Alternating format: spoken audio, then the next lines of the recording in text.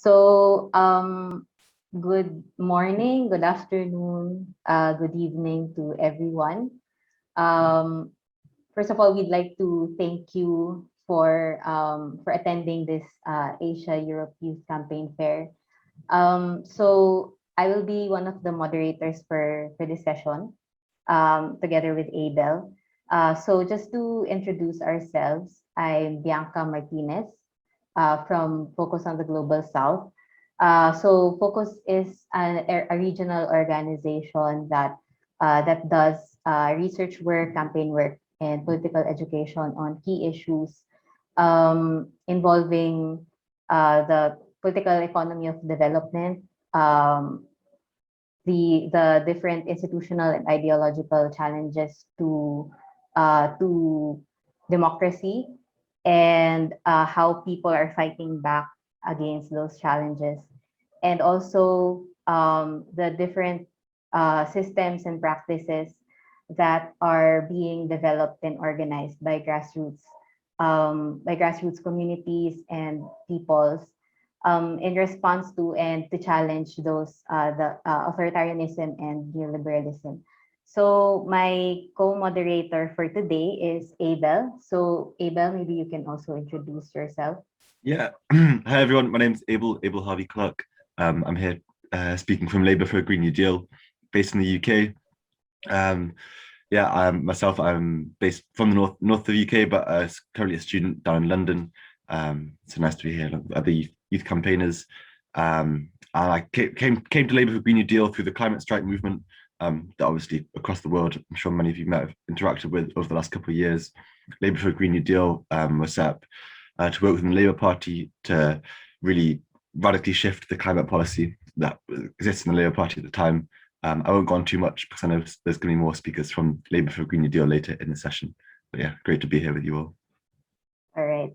Thank you, Abel. So this event that we have today, the Asia Europe Youth Campaign Fair, basically what we just want to happen for this session is to provide a space for youth movements and organizations across Asia and Europe to get to know each other, to by having a better understanding of our respective contexts, the issues that we're confronting, and to understand how we're responding to those issues and how we could better support each other in those campaigns and actions that we're initiating, and to decide for ourselves whether this is something that we would want to continue. I mean, the linkages that we have started in through this event is something we would want to continue moving forward. So we're hoping that everyone could participate, could actively participate throughout the session, ask questions to the speakers, especially those who you think also have similarities with your own campaigns or similar contexts, so we could keep the discussion participative and very open. And this Asia Europe Youth Campaign Fair is actually one of the two events under ATF that is particularly intended for the youth. The other one is the webinar that some of you, or hopefully all of you, may have also seen through invitations in social media. So tomorrow, this is going to happen tomorrow. It's a webinar on academic freedom.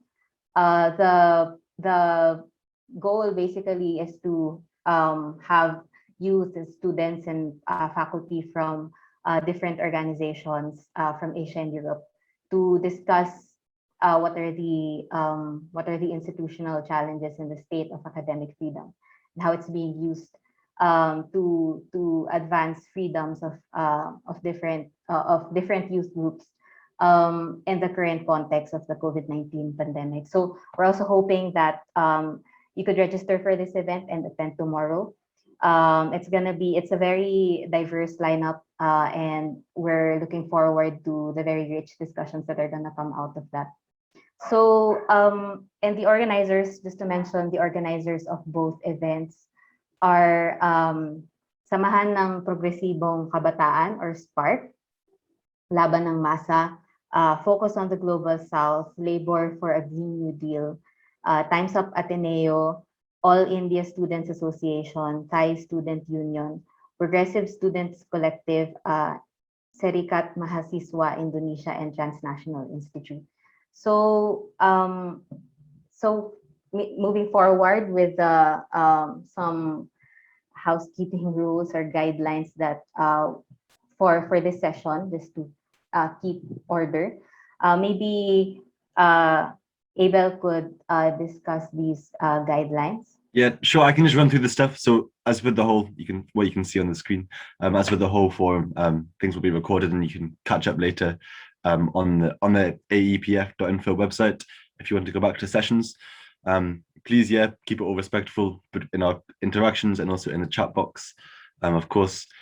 So further, in terms of this session particularly, first of all, the organizers are going to go and speak about their respective campaigns. And after each speaker, there'll be a chance to ask questions. So either you can indicate in the chat box, you can put something, or you can put up your hand and speak and ask a question directly to the speaker about their campaign, find out more, make some links. And then after all those speakers have gone, there'll be an open mic session at the end for people who haven't confirmed but who would still like to contribute their campaign. And we'd really like to hear from a wide range of voices as possible. So please speak up at that chance at the end. And at the very end of the session, we'll make some conclusions, sum up what we think maybe some common themes have emerged from the session and how we can continue these linkages. There'll be about 5 minutes for each speaker, I think, and please be mindful of that so we can get as many different speakers in. We want to hear from a wide range of organizations. For the speakers, we'll send a little message in the Zoom chat box once you've had 5 minutes asking to wrap up. So please think of questions to the speakers while they're speaking and ask them at the end. After those 5 minutes of each speaker, again, either raise your hand, the Zoom function, which is in reactions, or put something in the chat box. And yeah, it'll be really great. And one of the moderators will be either myself or Bianca will check those comments and pass on the questions to the speakers, or you can raise your hand and ask the question directly. I hope that makes sense for the guidelines for the session for people. And I'll pass it back over to Bianca to start with our first speaker. All right, thank you, Abel. So, okay, so we can start off with our line of speakers for today. So first, we have for our first speaker from the All India Students Association, Ensai Balaji. I hope he's here. So Balaji is a third-year PhD student from Jawaharlal Nehru University, or JNU, in Delhi. He's presently the national president of the All India Students Association, and he has also been elected as president of Jawaharlal Nehru University Students Union, or JNUSU, between 2018 and 2019. So, Balaji, if you can start your discussion.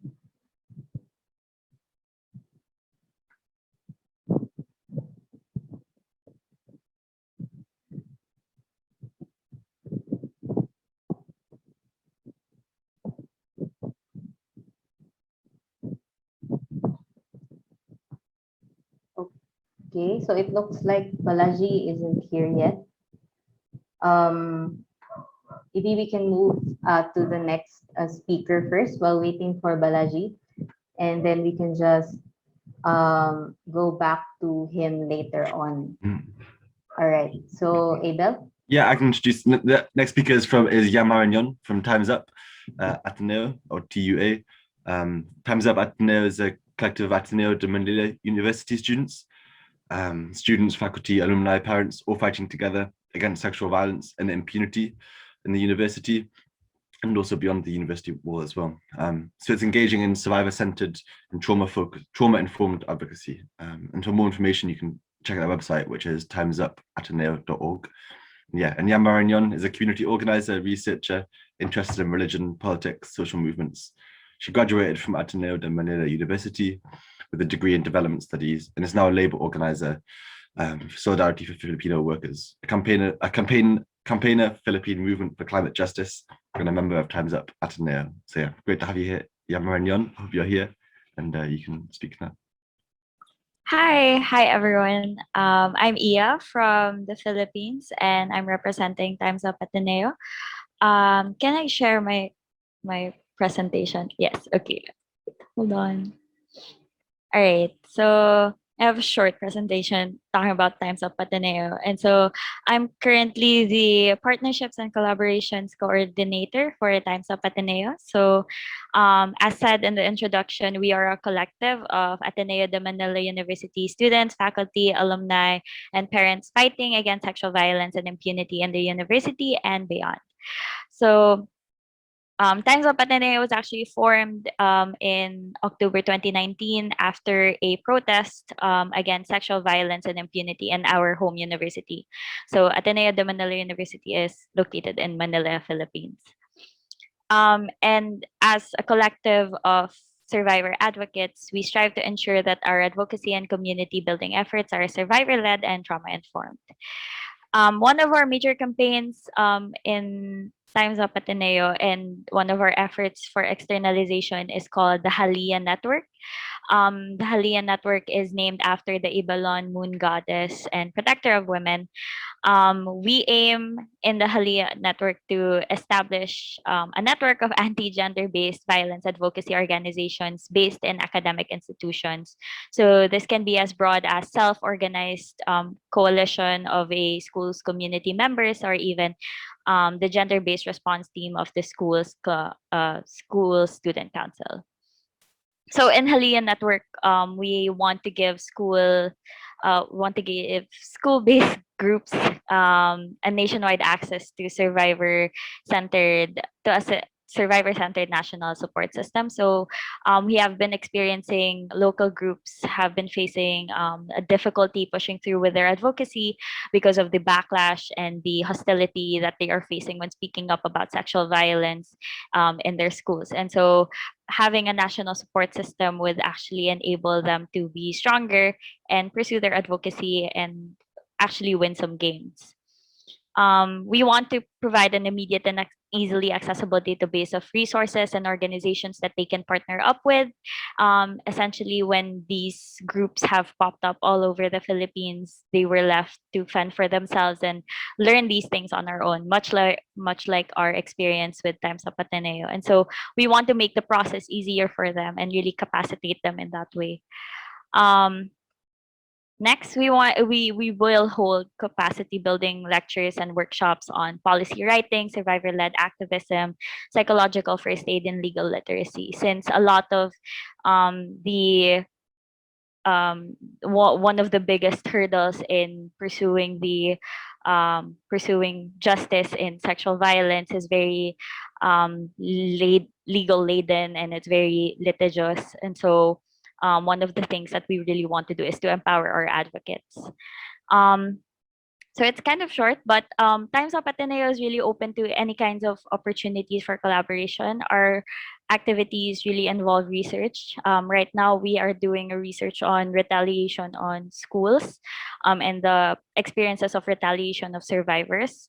We also do activities on knowledge sharing. So we have book clubs, we have events, and we have trainings for responding to sexual violence, and even building that community care, building that skill set for community care, and really so much more. And if you have any questions, I would gladly address it in the open mic. Okay, thank you so much, Iya. So actually, we can already open the floor if there are some questions for Iya regarding Times Up Ateneo's advocacy and their efforts. So, are there any questions from the floor for Iya?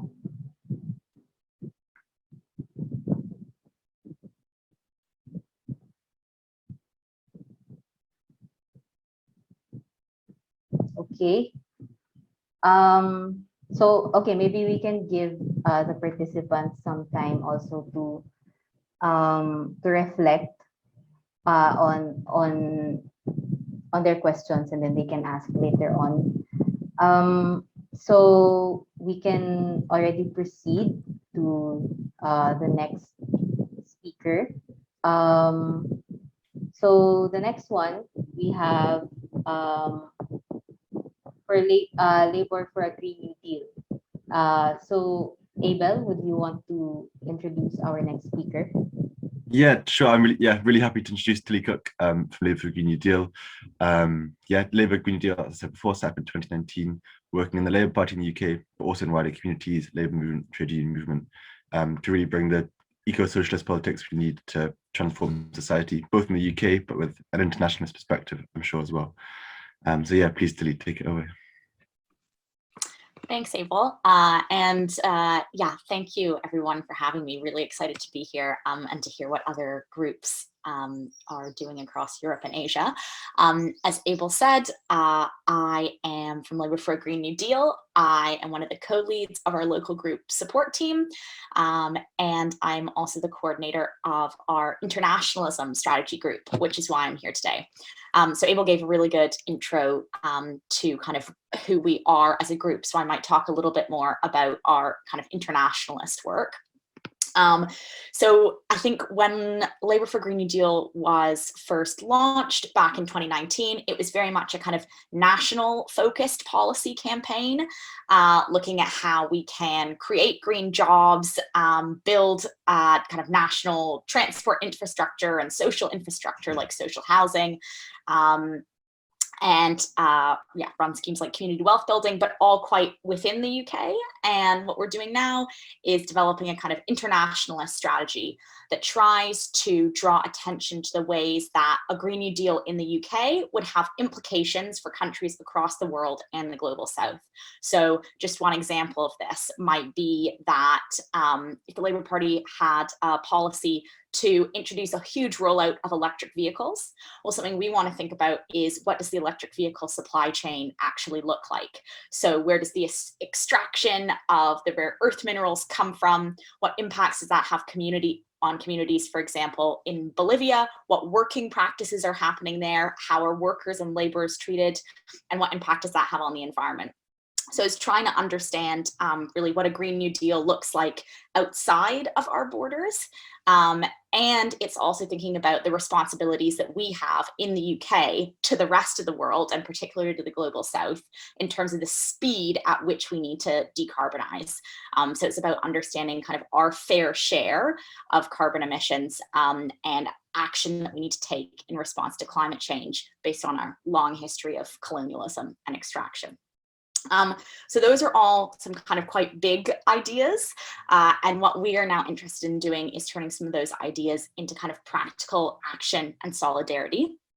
So at the moment, we are creating an action guide, which is designed to link our internationalism work with some of our local groups. So we're working with our local group in Glasgow ahead of COP26 to produce an action guide to help people locally link up their struggles with this kind of internationalist thinking. So that's what we're working on at the moment. We are connected to a couple other groups based in the UK, like the London Mining Network, but really, really keen to hear if there are other groups here that are also working on climate change and the climate crisis, to see how we might be able to work together in solidarity and to strengthen some of those connections. So yeah, excited to see who else is here, and really happy to answer any questions or to provide more information. Thanks, Abel.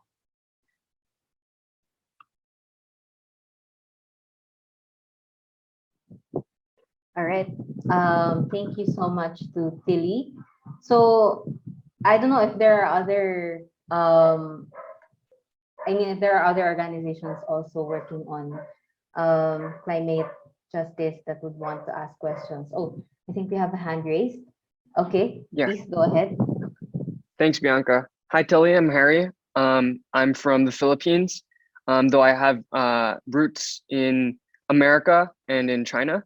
Really nice to hear that you're working on global climate and making it so that we have a more sustainable future. That said, I have a couple questions. I just founded Decolonizing Global at the beginning of this month, and I'm very, very interested in getting connected with you, talking about the intersection between tech and the developed world, and how it has a history of making a lot of carbon emissions, and how we can equitably develop the global South without having to go through that same industrialization process. So I'd love to get your thoughts on how we can bring green tech to the global South, given that currently it's expensive. I'm Harry, and I'm done speaking. Thanks, guys, for the opportunity. Thanks, Harry. I'll just jump in and respond. So I think that's a really important question. Would be really keen to chat about this outside of this meeting as well. But we've just written some like policy explainers, and one of them was on green tech sharing. So the angle that we have taken, and it's exactly as you were speaking about, which is how do we equitably share tech and knowledge, not only from the global North to the global South, but also the other way around, and learn from each other. And I think our approach is very much focused on ending intellectual property and patent laws that make it really, really expensive to share that kind of technology. And actually, that was something that we were thinking of incorporating into this action guide about how could we potentially in local areas target green tech companies and basically campaign to try to get them to change some of their intellectual property laws. And I think there's some crazy statistic about the number of patents that the UK holds in relation to the rest of the world, and how it is really kind of holds back development elsewhere. And you can see that in relation to the COVID vaccine at the moment, and that exact pattern is something that we would want to avoid when we're thinking about green tech. So amazing question, and would be really keen. I can share my email address in the chat, and maybe we can connect after this. Would love to connect with you on after this conversation as well. All right. Thank you. So I see John sharing his insights in the chat box. John, would you want to expound on that as well? Sure. There have been drives from many countries in the global South to open up the patents, take them out for the manufacture of much needed COVID vaccines. But a lot of large Western companies and the pharmaceutical companies who have manufactured these vaccines, who hold the patents, are holding it back. So the result is that a lot of so-called third world developing countries are not able to manufacture the vaccines on their own, even if they theoretically had the capability to do so. And really, a lot of countries do. It's just they don't have access to the blueprint, essentially, of the vaccines. Yeah. Okay. Thanks, John. Are there any more other questions or comments to Tilly, or additional insights or reflection points? Or if you just want to express, solidarity with what Labor for Green New Deal is doing.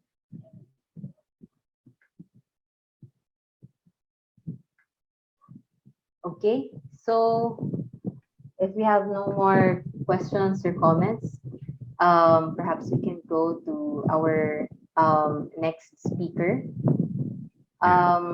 Okay. Sure, I can do a little intro spiel again, and we're gonna go back to John actually. Yeah, and thanks so much, Tilly, for speaking. I think it's really important. The climate issue is approached really on this international scale that we have here. It's really great to be making these connections. So yeah, we're gonna go back to John for our next speaker, and John's gonna speak from Samahan Progresivong Kabatan Spark. I'm sure John can do a much better pronunciation than me. That's all right, Abel. I'll translate the name anyways when I present. Is it okay if I share my screen? I'll be sharing some PowerPoint.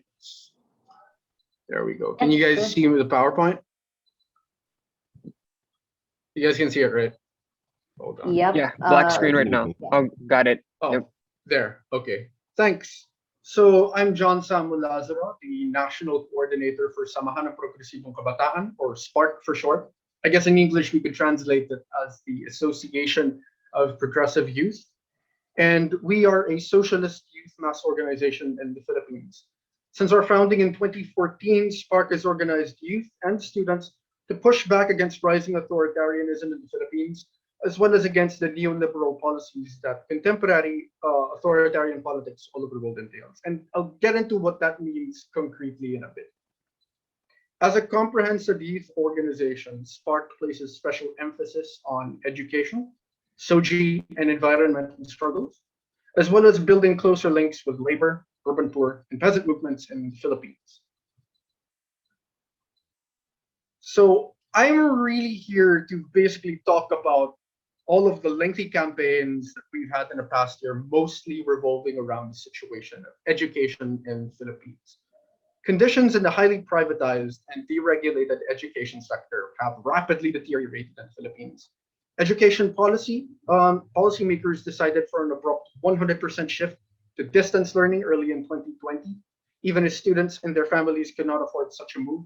Imagine the costs that are attached to moving to online learning. Say, for example, you have to pay for the electricity. The Philippines has the most expensive electricity costs in all of Southeast Asia. You have to pay for electricity, you have to pay for internet, you have to pay for other living costs that you have since you're studying at home now. There are a lot of associated costs that many families whose breadwinners have been unemployed, whose incomes have cratered, cannot pay for at the current moment. So as a result, the first campaign that Spark got into since the start of the pandemic is what we call the Student Solidarity Network, which is a broad national coalition of students to call for aid, calendar adjustments, and a moratorium in fee increases. These are very basic and emergency demands that we had for the government. We organized a series of petition drives. We engaged with the media. We engaged with policymakers. We engaged with national level cabinet officials. And we got most of those demands, especially with regards to calendar adjustments and a promise that fee increases would have a moratorium. Unfortunately, of course, when it comes to talking about money, well, most of the Solidarity Network's demands were met. Crucial calls for aid were unheeded by the government and by schools. So by mid-2020, Spark campaigned for a national semester-long academic freeze, alongside the push for aid and recognition of the incapability of students and faculty to cope with the financial, physical, and mental toll of Philippine distance education. It's not that we want education to stop. We certainly don't want that to happen.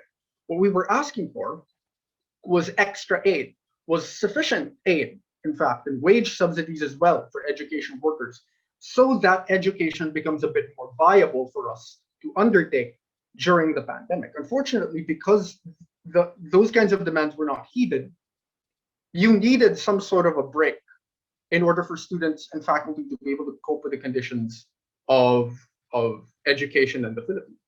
Now, the call for an academic freeze became a national issue, prompting backlash from top education officials and the president himself. Aside from that, of course, Spark has also placed a lot of emphasis on going up against sexual violence and exploitation, especially under the conditions of the pandemic, where you see a lot of sexual exploitation and the commodification really of sex under the pandemic, where a lot of students, in order to make ends meet, are being forced into dangerous and unregulated situations where they have to where they are basically included into illicit sex trade with no protections. Spark continues to campaign for greater transparency, accountability, and care in campus processes for searching justice. We've worked a lot with Times Up Ateneo, so a lot of the projects that they've talked about in the past are also projects that we're very familiar and or engaged with. We're also engaged with grassroots stakeholders within campuses where there are no coalitions as of yet or organizations to deal with cases of sexual violence and are in deep need of reform for these processes. Furthermore, of course, as I guess we're sort of aware with the situation with Rodrigo Duterte and his habit of being really violent, the railroading of the Anti-Terror Act, which provides the Philippine government a means to brand civil society and political organizations as terrorists, prompted Spark to file a case against it in the Supreme Court, along with numerous other co-petitioners. Spark also joined street protests against the Anti-Terror Act. The oral arguments for the case that we filed have recently just finished, and the judges are now about to, I guess, come to a decision. The intensified repression of progressives using terrorism and COVID-19 as covers emboldened the Philippine Army and police to attempt to garrison and police campuses.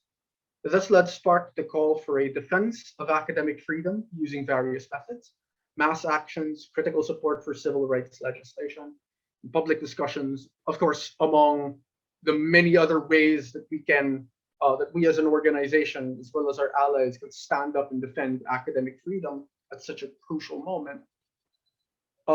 We've also held forums, especially with Laban ng Masa, with regards to issues of how we can tackle academic freedom, what academic freedom means in a political and the legal context, and how we can play around with the actual definition of academic freedom in Philippine law books to expand it with an eye towards a so-called better new normal.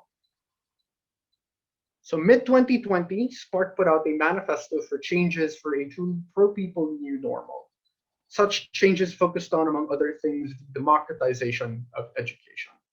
This is geared towards achieving a free and critical education system that is a public good, a human right, and a cornerstone for robust democratization. So three very basic demands that we had trying to operate the coalition.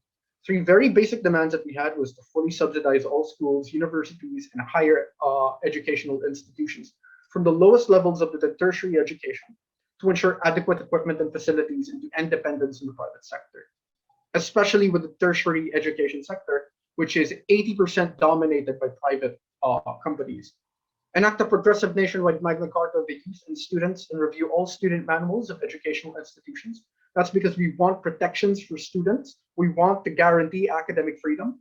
And of course, what is academic freedom aside from the need for us to reorient education towards forming a critically thinking and socially involved citizenry? With the 2022 national elections drawing nearer, and with these conditions in the education sector still cratering, the essence of these calls have gained much more relevance to youth and students. A united political effort from youth is needed to register these demands now. So my whole point for this discussion is really this: what needs to be done? That's the perennial question that activists and political organizations always have to ask themselves. Youth experiences since last year must now be tied together for an effort to politicize the education sector and register its importance alongside those of other basic sectors in the coming months leading up to next year's elections and even beyond. That's why, from our side, we want to organize in the coming months and perhaps even years. We want to maintain and organize a coalition pushing for a youth agenda for education. This effort must be independent of campaigns for individual candidates and will instead be focused on clearly, consistently, and independently articulating a popular program for education reforms. So what's my point here? The task of pushing for a better education system becomes important because education officials and private interests that own the schools that are supposed to be regulated are pushing for even more of so-called flexible learning schemes, aka online learning, without having the requisite infrastructure or the incomes or the protections for students and faculty to be able to carry on with that. Their hollow vision of the future of Philippine education must be matched up with a better one. And that's only going to come from us, students, faculty, other workers in the education sector, other stakeholders in education. It's only going to come from us. It's not going to come from the owners of schools or from education officials. So in concrete terms, what does it mean for us to have solidarity now that we're facing these kinds of struggles in the education sector? And I'm sure this is not just a problem in the Philippines, but also more importantly, a global issue, right? What this means is that one, let's look at partnering for projects, not just the youth agenda for education. Second, popularizing agenda points using all available means. Third is committing towards deeper cooperation with progressive labor, peasant, and other basic sector movements, as well as joining mass organizations. These may be done as an individual or as an organization. That's up to you. But what's important is that we get a voice. We carve out our place under the sun in the run-up to important political events that are going to come in the future. And of course, on an international level, solidarity for us here at Spark, what we think solidarity is in terms of the struggles that we are facing right now as the Filipino youth, is committing to maintaining contact through regular dialogue and shared events and platforms. We hope to be able to build stronger and bigger bridges with you guys. comparing and contrasting conditions in each other's education systems to expand the horizons of our political consciousness, and to publicly support each other's calls and campaigns and explore areas for joint work across borders. So thanks to us all. And I'd like to close with a few words that we keep using every time we close. Atin ang bukas, tomorrow is ours. So here are some links that you can use to contact us. And if you guys want to contact me via my personal email, I will send it in the chat. Thanks. That's all I have for my presentation. Well, thank you so much, John. Again, we'll invite people from the floor to ask questions, comments, maybe in the chat or raise your hand. Really, yeah, a lot for us to get and stuck in there from John. Maybe the students from different places can chip in. We've got some reflections from the UK, but I'd like the floor to contribute first. Hey, Abel. Hey. My friend Javier, he's trying to come in. He runs Up Next, which is a social enterprise based in the Philippines that tries to upskill Gen Z youth to start their own business and be self-starters. And I think he'd be a valuable, he'd contribute to the conversation. I think he has a question for John, if that's okay. If you guys could let him in. Sure. I don't have. Oh, is he in the waiting room? Yes, he's in the waiting room right now. Oh, sorry, what's his name again? Javier. Well, we don't see anyone at the moment in the waiting room. Okay. I'll make sure he's in. Okay. Or if he has a question, maybe I can ask. Maybe I can ask it. Okay. I wanted to ask John what his thoughts are on the future of universities and online learning. I'm noticing a shift for students to focus more on projects and experiential learning instead of getting a degree. I'm friends with the guys at Up Next, like I said, and Avion School, if you heard of it. They teach coding for Filipino students, and they're kind of like replacing a degree from education, from like a big institution to get employed in that space. What are your thoughts on that? The shift towards digital learning and cohort-based experiential learning. I think opportunities for less traditional forms of education is sorely needed, especially because we're looking at the kind of labor demands that are evolving here in the Philippines. But I think what's more important from our side is to look at the kind of inequalities that we're seeing with the implementation of mass distance learning in the Philippines. The fact is that before the implementation of distance learning in the Philippines, because of COVID-19, a lot of the infrastructure that was necessary for families and students to be able to afford that kind of education was not in place. Internet remains extremely slow. Costs for education and other utilities are extremely expensive. A lot of these costs are privatized because schools don't want to take up the job of subsidizing students or faculty, and the government does not want to fund these kinds of subsidies. What we really have to look at is the question of, can pockets pay for this? Can people pay for it? And if not, why isn't the government getting into the business of dealing with these problems? Why are we not talking about the problem of making education more accessible, more affordable? Because as much as we can talk about the quality of education, which we should definitely talk about the quality of education because it is a human right for us to be educated. It is a public good for us to be educated. But because it is a public good and a human right, then we have to be able to access that using public means. If we look, for example, at the larger context of Philippine political economy, why is it that recent tax reform packages have been focused on slashing corporate tax levels and not instituting a wealth tax for the top 1%? Or even so, if you look at more liberal economists here in the Philippines, 0.1%. We only need to tax the 0.1% of oligarchs in the Philippines in order to get a larger share of the resources that we need. And again, the Philippines, being classified as a less developing economy, needs these labor demands as these labor demands evolve over time. So if we look at education as something that has to be cutting edge and with demands that keep evolving over the years, then we need that funding. We need to make it accessible. We need to democratize education. The fact is that as much as we love to talk about quality, which again, we're all for, we should push for quality education.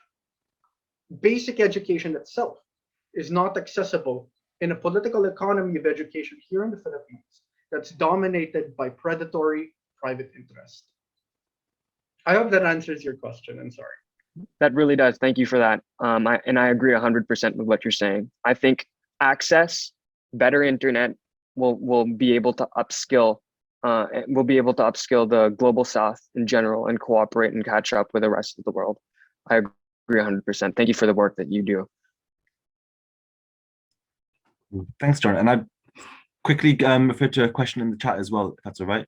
Perhaps you can see, John, but it's relating to the statement today from the Commission on Higher Education about flexible learning. Maybe if you would like to comment on that, John, before we move on. Sure. In essence, we agree with him.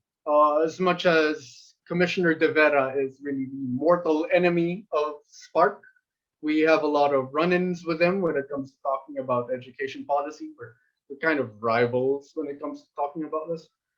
But we agree with him in essence. Yeah, flexible learning will be the norm. We want a new normal. We want upskilling. We want better technology. But then again, if he's going to talk about making education, about upgrading the Philippine education system towards a more flexible learning modality, why aren't they talking about the affordability of these games? Why aren't they talking about the disaster that has been distance education in the Philippines for the past year? So many people have lost their jobs in this country. So many people have seen their incomes crater. And yet, at the same time, they keep insisting, why don't you just keep studying? Well, we can't because we're bankrupt. We don't have money. We can't afford that. There are millions of students who have not been able to enroll this year precisely because their parents, their families, who in the Philippines remains to be the primary source of social protection. Their families, their breadwinners, cannot afford to do so. Working students cannot afford and are finding it even harder to make ends meet, even with the government's mishandling of the pandemic situation. So what we're seeing now really is the problem of them wanting to improve education and us, students and faculty and other education stakeholders, wanting these quality improvements to education. But the fact is that our incomes and our social safety nets cannot account for that. In a highly privatized and frankly predatory education system, none of this is affordable to us. Even the debt system in the US, where students are so saddled by debt, is not affordable here in the Philippines because most students and their families are not credit worthy enough. So where do we get the money? We can't even borrow it. We can't even borrow the money. It's only going to come as a public good and as a human right if it is funded and given attention to by the government. If they don't do that, until they do that, then we won't see any improvements in the education sector. In fact, we will continue to see the worsening of the education system in the Philippines as we continue to lag behind other ASEAN countries. Here. Absolutely, John. I feel a lot of comparisons as well. Maybe I'll come back later about the UK as well. Different, but a lot of parallels too. I'll pass on to Bianca now to introduce the next speaker.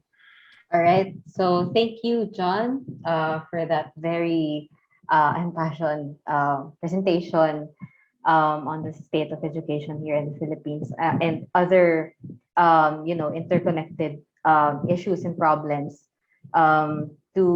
related to access to education. So we see some more comments coming in. So, but we have, unfortunately, because we have very limited time, we would advise those who still have questions to maybe forward them directly to John. If he could provide also his email or the email of his organization. And maybe if you have ideas for collaboration, that would be great. But right now we need to proceed to the next speaker for today. So our next speaker is Akira Keen from the Thai Student Union.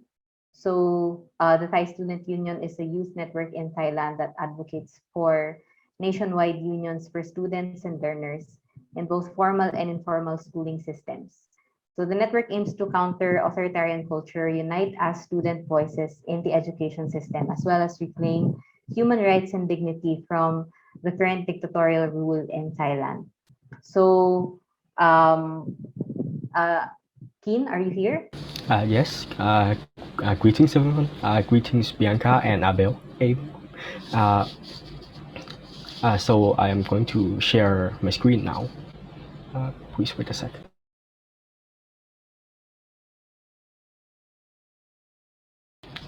Can everybody hear me clearly?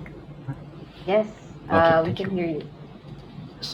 So we are the student union. So we are currently focusing on unionizing to unionizing schools. So we are forming together a network that uh, will try to fight for a negotiable force between the authoritarian schools.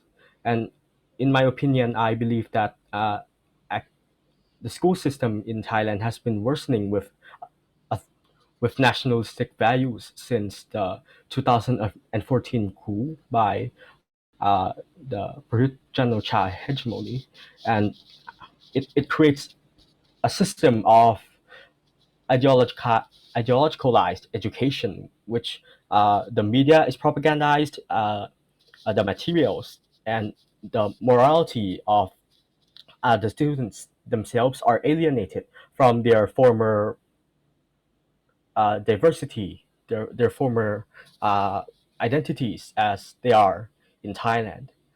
And for what I believe that is going to be my point for this campaign would be politicalized education within Thailand.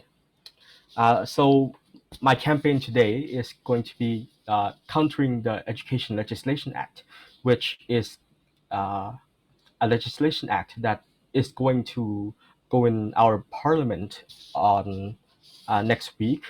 So we are currently trying to run a campaign for awareness because the problem of this campaign is how it affects uh, learners, educators, and our diversity in humans. For I believe that the school system in Thailand alienates the learners from their original morality. Uh, okay, so let me elaborate on that.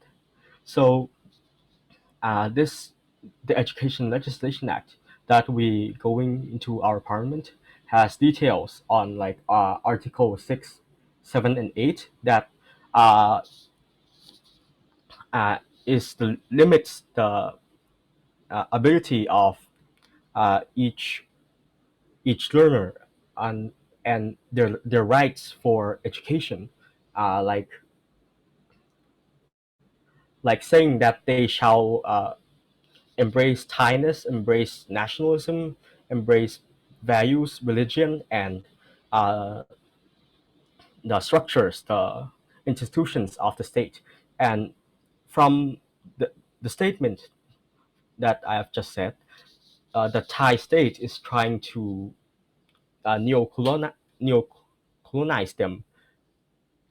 Sorry, neo-colonize diverse cultures that are living in our community, our society, into uh,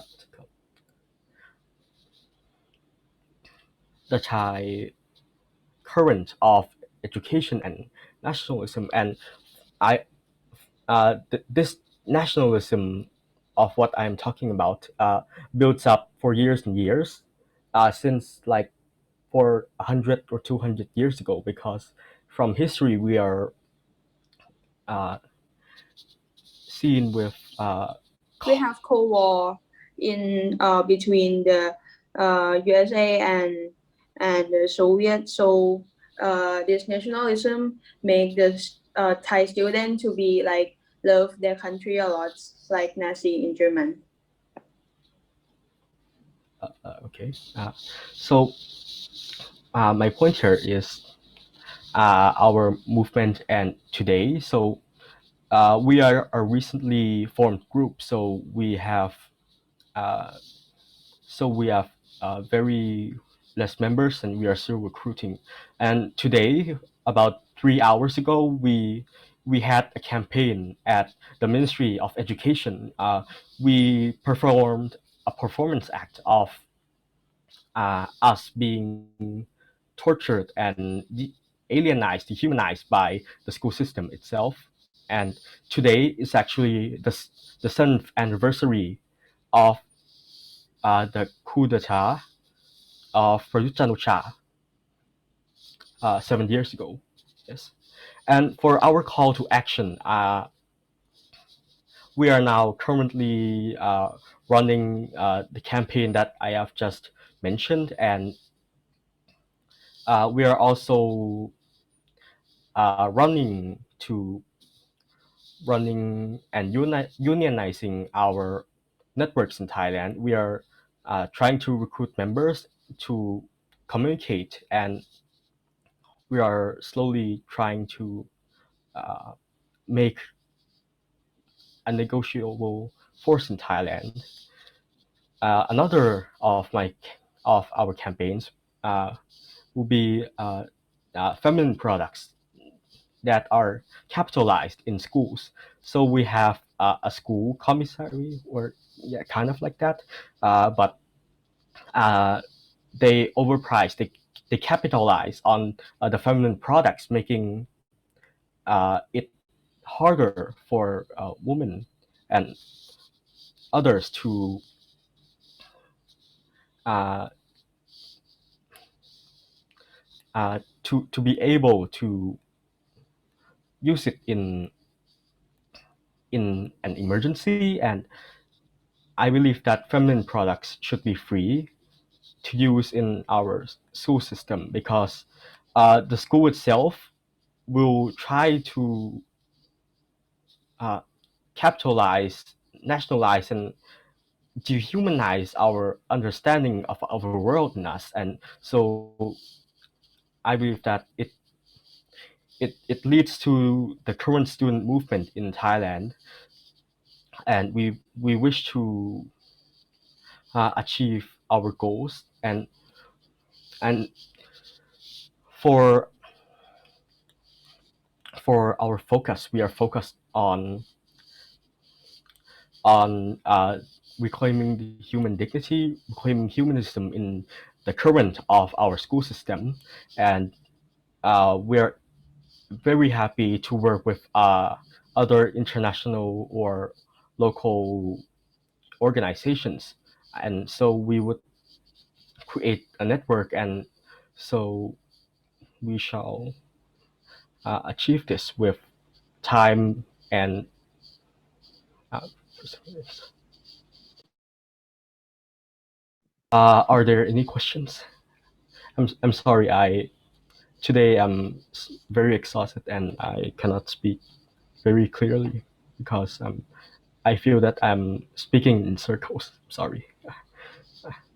That's all. Thank you. All right. Thank you very much, Keen, for your presentation.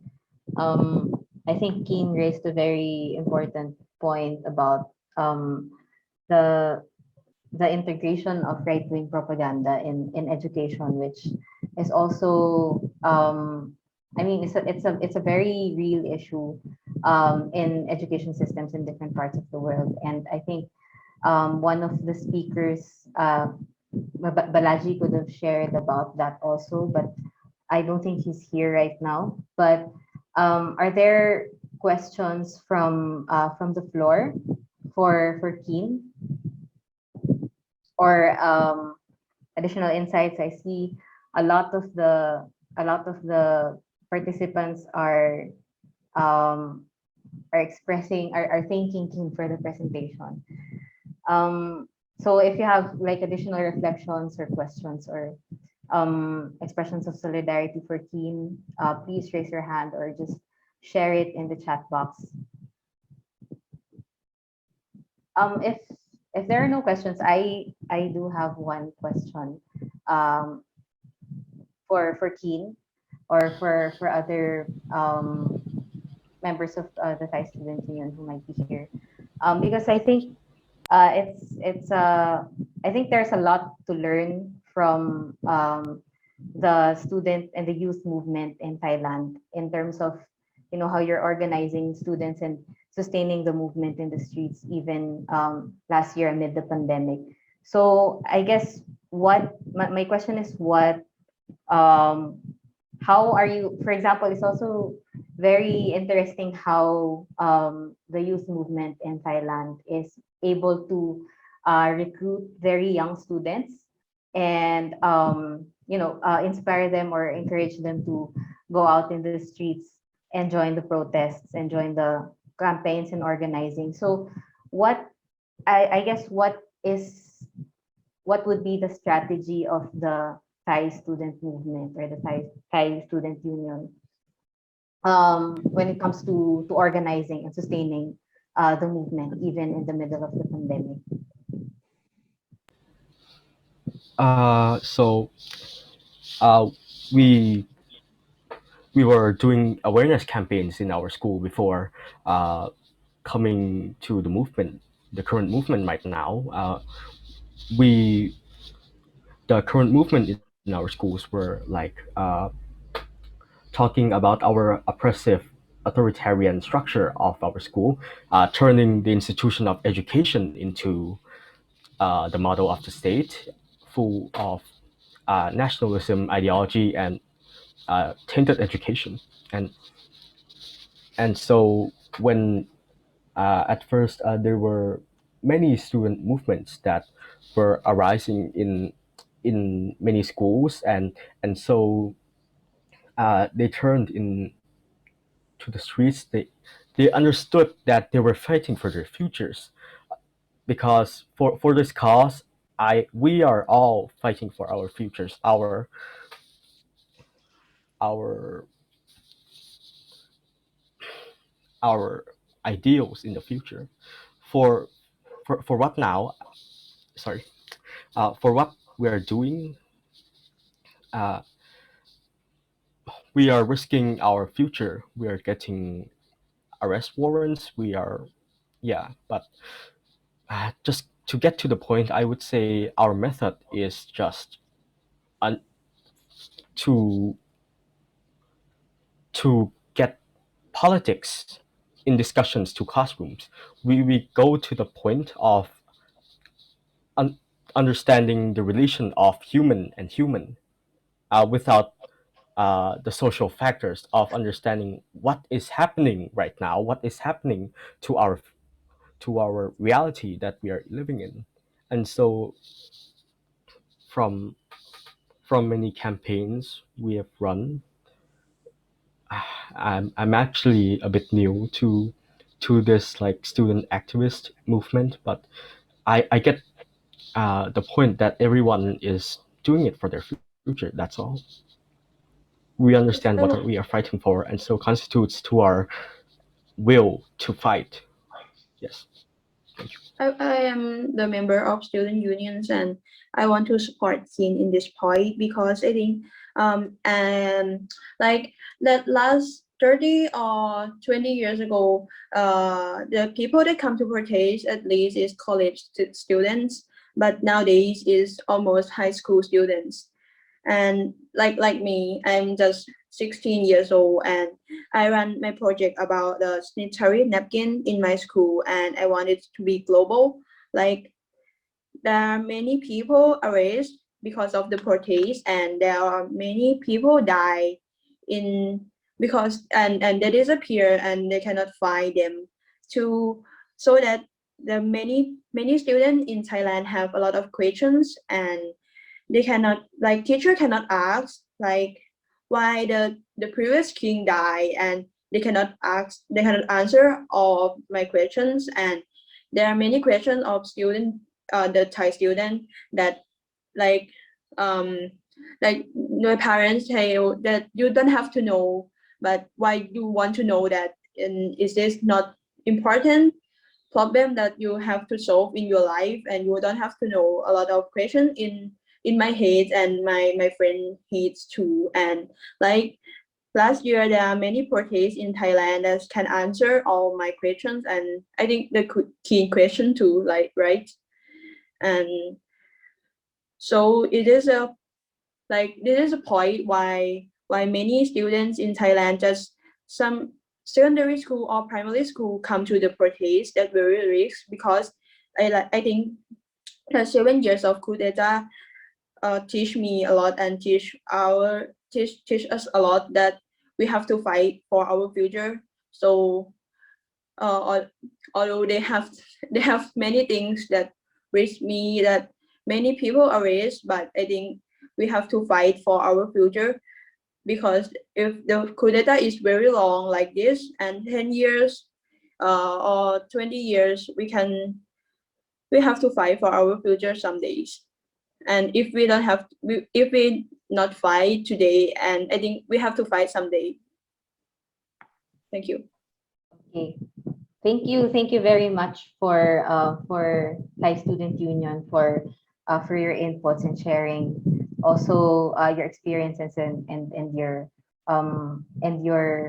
your strategies for organizing students. I think there's really a lot to learn from your experiences and how you're encouraging a lot of students as young as high school students such as yourselves in joining these protests. And I think at the very core of that, as you've said, is your awareness that your future is what's at stake here. So okay, so maybe we can proceed now to the next speaker to be introduced by Abel. Cool. Yeah, thank you, Bianca. And yeah, it's this is a virtual space, but still with so many strong voices coming together here. It's really, really incredible. Next, I'm going to go to Ali Raza from the Progressive Students Collective, a student organization founded in 2017 with the goal of restoring the Students' Union in Pakistan. And they've organized a number of protest marches and actions for this purpose. Ali Raza, who's going to speak, is a sociology student and is editor-in-chief of the Students' Herald, which is a student-led magazine of the Progressive Students Collective. So yeah, Ali, without further ado, I'll ask you to take it away if you're here.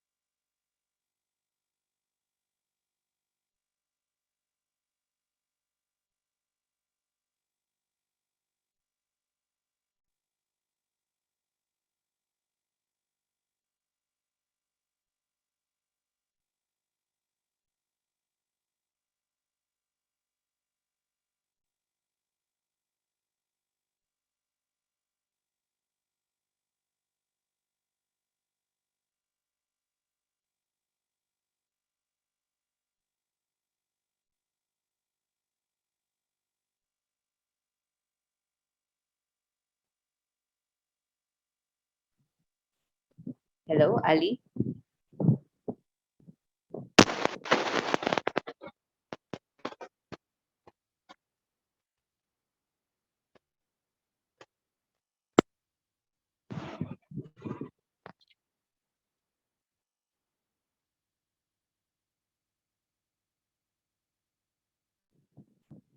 Can you hear me? Yes. So I think I'm unable to share my screen. Uh, can you see my screen? Yeah. Yes, we can hear you. Progressive Students Collective is a students organization which was formed in 2016 with a goal to achieve education for all. The main students issues in Pakistan are ban on student union and securitization of campuses. Uh, when anyone take admission in universities or colleges, generally uh, they are expected to ask from universities that what are their goals, what are their expectations from universities.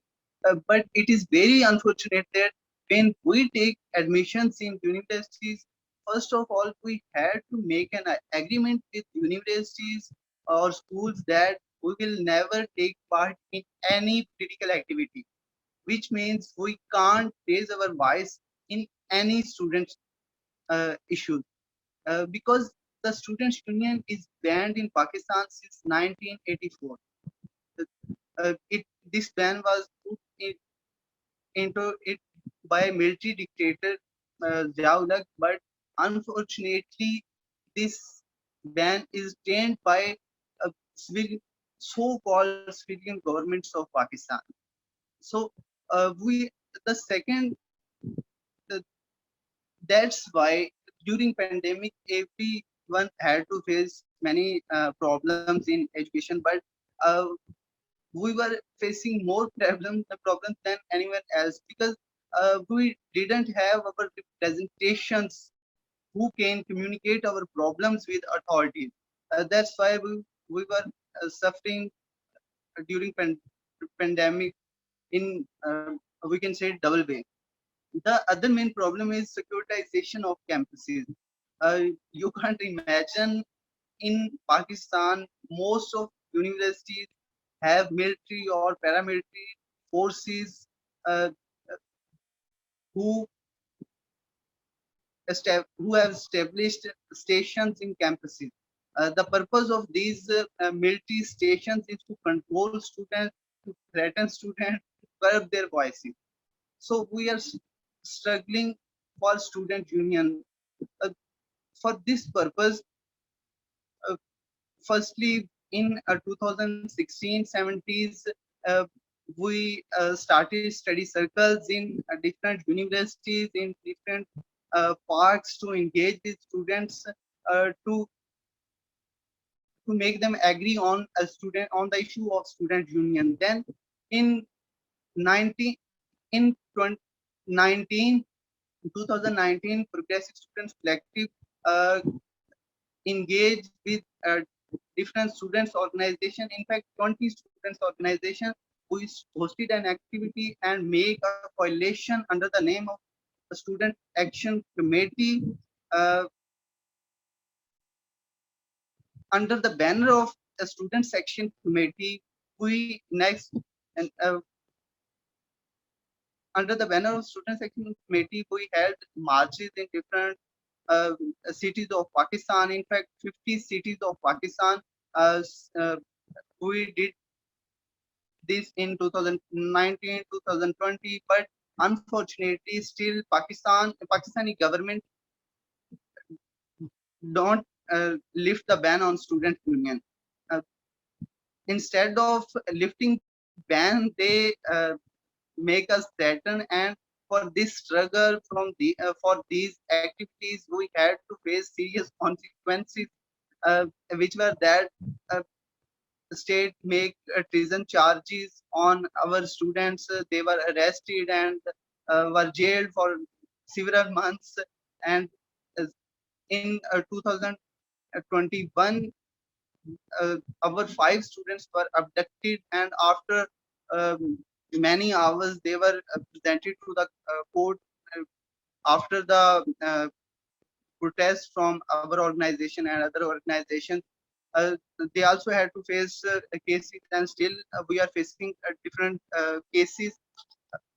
Then our current president Mohsin Abdali was abducted by the authorities and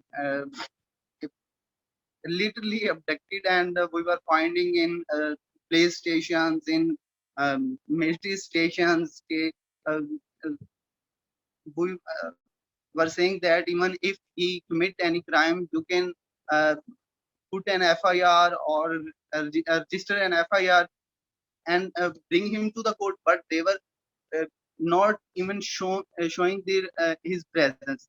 So the sessions which I had for this issue, the issue of representations of students, uh, I think locally we have formed a coalition of various progressive students groups where we would greatly appreciate to collaborate on global level.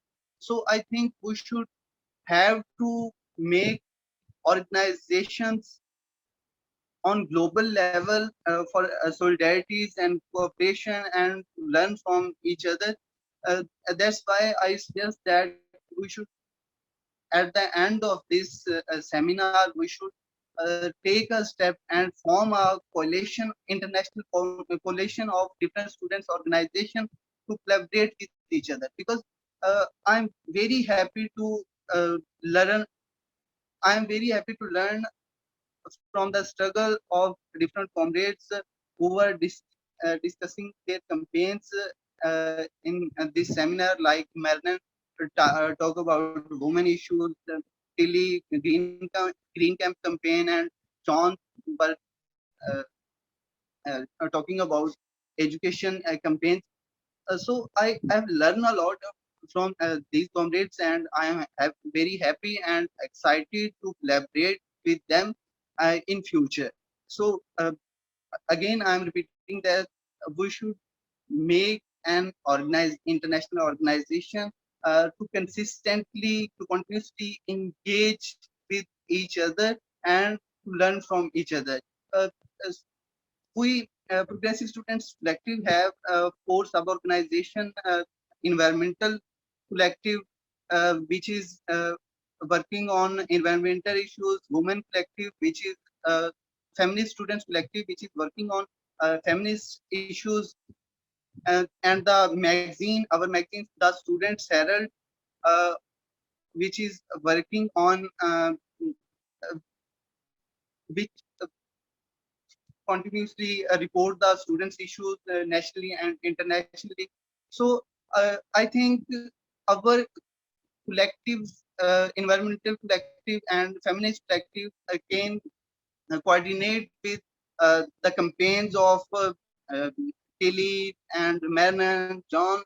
So I think we should keep these relations for long term and to learn from, so that we can learn from each other. Thank you. Cool. Thank you so much, Ali. I absolutely agree with you that we really need to keep these conversations, and no doubt from myself, and I'm sure for everyone else here, we've learned a lot from what you've just given us there about the struggle that your Progressive Students Collective has been through, and the way you've organized and represented yourself is really a really great method for us to learn from. There's a question here, how we can contact you. Perhaps if you have an email address or some contact details, Ali, you can leave in the chat. And I would invite any more contributions from the floor. Comments of solidarity or questions for Ali would be really great. We are running. I think this was maybe originally scheduled to 1 to 1, and I think we're gonna go over because of the amount of contributions we have. So yeah, so for the speakers to keep to 5 minutes would be great, please. But yeah, I'll give maybe a couple moments for people to make contributions if they would like, and questions for Ali. If not, maybe you can contribute in the open mic session at the end. I'll pass it on to Bianca perhaps to introduce the next speaker. All right. Thank you, Abel and Ali. So for our next speaker, so the last one before we do the open mic session. So we have Benny Agung from Serikat Mahasiswa Indonesia. So Benny Agung is a member of the Central Committee of the SMI, and SMI is a national level student organizations in Indonesia that focuses on dealing with issues of education, democratization, and resistance to neoliberalism. So I'm hoping that since we're running late, we could limit our talking points to 5 minutes. Since we also have some speakers in the chat box who are expressing that they want to share also after all the speakers. So yeah, please be mindful of the time and check the chat box because we're gonna be notifying you there about your time. So yeah. So Benny. Thank you, Abel and Bianca and everyone for the opportunity given to convey the situation in Indonesia. I apologize in advance for not being able to include campaigns, video, image, etc. But I will try to convey it systematically. I will first present about our organization and what we focus on.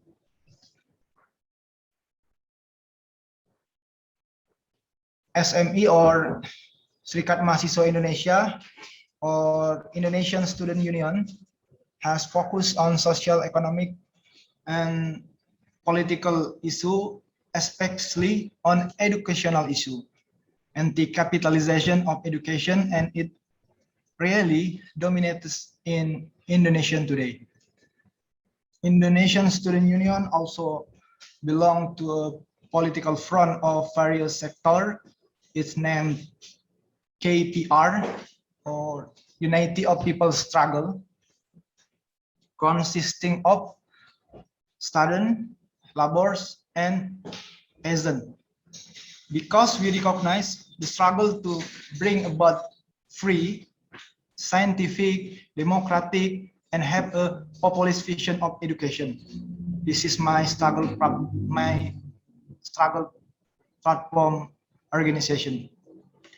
The platform can only be realized in terms of political struggle, not only sectoral struggle. In responding to several policies that are detrimental to the people, SME is also involved in national alliance with NGO, laborers union, students union. It's named Gebrak, movement, the local alliance, movement of workers with the people, in mass mobilization in which the alliance consists of various elements of the people's movement in Indonesia, especially for advocating for education issues in Indonesia, that are high education fee, dropout, suspension, etc. SME is also involved in the Student Alliance, KRPI, or Indonesian Education Revolution Committee. As for the international network, we don't have it yet. What issues is as important today for us in specific in Indonesian? Inequality in access to education, especially during a pandemic, forces us to adapt to digitalization. Inequality is increasingly felt. Inequality in access to infrastructure in causing inequality to get worse. The government only recommends switching, only that, to digital education, but the infrastructure is still very inadequate. The environment doesn't think about it. The quality of teacher who cannot adapt, access to technology, electricity, and signal is still very limited. Such cases are still often found in regions in Indonesia. What response to this pressing issue for us? Of course, protests against the government, consolidating solidarity, engaging in the grassroots organization of the people, and propagandists for a more strategic union of exciting multi-sectors to interfere with non-citizen public policies. Bottom line, we need to develop a concrete agenda, build coherent and organized political movement. What more can be done? Build a strong network and solidarity among movement at local and international. How can we reflect again? Is there anything that is possible? Something that we hope to test against a better world, an alternative to the choice imposed by the crisis of capitalism. In local, we are also organizing the grassroots to ensure the construction of alternative political tools. The Indonesian Student Union, which part the popular movement as well as has the fundamental mission of fighting together with other democratic sector by solidarity and build a common media struggle in form of alliance, coalition, communication forum, and from the local and fronts from the local level to the national level to build effort against the capitalism that has colonialist Indonesian politically. Relation with the public sector have a united work starting with a struggle for the right of the people that were seized and have a job to fight for any of the people's interests that are comfort and never bring them to prosperity. That's all I can say. Thank you.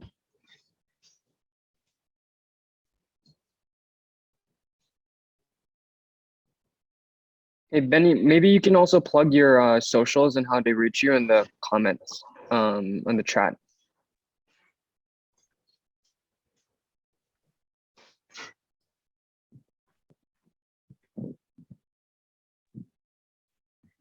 Absolutely, yeah, Ben, if we can get socials and ways to stay in contact, it would definitely be great for us all. Again, if there's more questions for Benny from the floor, it would be great. If not, we're going to move into the open mic. Is the next section of the next. Oh, sorry, I see from a hand there. Please go ahead. No, this was more for the open mic. Sorry, I'm trigger happy. That's no, Okay. That's no problem. So this is a chance from the floor to talk about your campaigns, your contexts, and what you're up to and what we can do to support. So there's a couple of people. There's a bit of a queue lining up. So please maybe indicate or send me Bianca a message if you'd like to contribute. And I'll pass it to Bianca to introduce the first speaker. Yeah. Okay. So we may need to adjust the lineup for the open mic because Rimar informed me that they have a curfew in Iligan where he's located. So maybe we can have him first for the open mic. And we apologize for the delay. We hope that you understand there are a lot of inputs coming from all the participants who also want to share. So yeah, so maybe without further ado, we can go ahead with Rimar. So our next, so the next speaker is Rimar Alonsagay of Alyansa ng Kabataang Mindanao para sa Kapayapaan or Mindanao Tri-People Youth for Peace. And the AKMK is a convergence of various grassroots and tri-people youth organizations in the island of Mindanao in the Philippines. AKMK works for the empowerment of the tri-people. The tri-people being the indigenous peoples, the Bangsamoro, and the migrant settlers, the youth to become active actors in peace-building processes that are geared towards the realization of just, peaceful, and inclusive Mindanao. So AKMK operates in different areas of struggle. Their past projects focused on providing capacity building, solidarity, or networking in the advocacy for sustainable peace and development, especially on pushing for the call of the Youth Alliance, which is that our future is not for sale. So generally, the Alliance focuses on strengthening youth participation and empowerment on peace building in Mindanao, inclusive and sustainable development, gender justice, food sovereignty, and climate justice, and youth rights and welfare. So maybe Remark can share further about what their organization is doing. Am I audible, Bianca? Yes, we can hear you. Okay, thank you. Can I share my materials? Oh, yes, please. So do you prefer to share it from your end or? Yes. Yeah. Okay, sure, go ahead.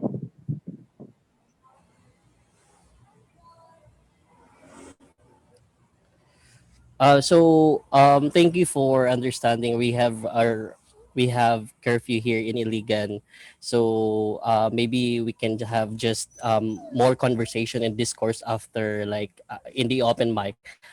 So right now, like, I will start my sharing to provide you a short context of Mindanao and how we respond to these multiple faceted problems. Now, I think it's clear that poverty and protracted conflict have always been the continuing reality of the grassroots communities of Mindanao, with the richness of resources as her backdrop, that is also suffering from displacement, othering, and marginalization. Despite the newly peace pact, the Bangsamoro Autonomous Region in Muslim Mindanao, there's still a continuing cycle of violence and conflict present and widespread, affected its the tri people communities. The youth in particular have been engulfed by these multiple burdens from various conflicts and post-conflict situations, facing circumstances that alter and shape their lives and prospects substantially. And there's also problem how people characterize the youth as either perpetrator of violence, passive victim, or just mere beneficiary of development. It is also important to note the existing of an expanding breeding grounds of extremist groups in the southern Philippines. This pandemic also like underscored the suffering and discrimination experienced by the out of school youth, the internally displaced persons, and the indigenous youth. These contradictions and problems are still relevant to why AKMK was formally organized as a by the grassroots movements in Mindanao, and it was a protest and call to the major pressing concerns that echoed around the corners of Mindanao, the unrest and sporadic occurrence of armed conflict that led to the declaration of all-out war during Estrada. The AKMK also like to provide political space for the Muslims, the indigenous peoples, and Christian settlers to discuss and exchange views and perspective and understanding of and finding solutions to define the youth role and building and lasting peace in Mindanao. Since then, AKMK yields its strength from the realization, belief, and conviction that peace is the only way out in the Mindanaoans' predicament. That for peace to become a reality for the Bangsamoro, for the indigenous people, and for the Mindanao migrants, and to address the problems of cultural prejudices, that the youth has to take an active role in the protection and the rehabilitation of natural resources for sustainable development and utilization, and the youth has to be acquired knowledge and skills in running the affairs of the community, and for the youth to actively participate to empower the tri people communities in Mindanao, and for the youth in Mindanao to work in solidarity with other peoples around the world in building lasting peace, not for the Mindanaoans only alone, but for the entire race as well.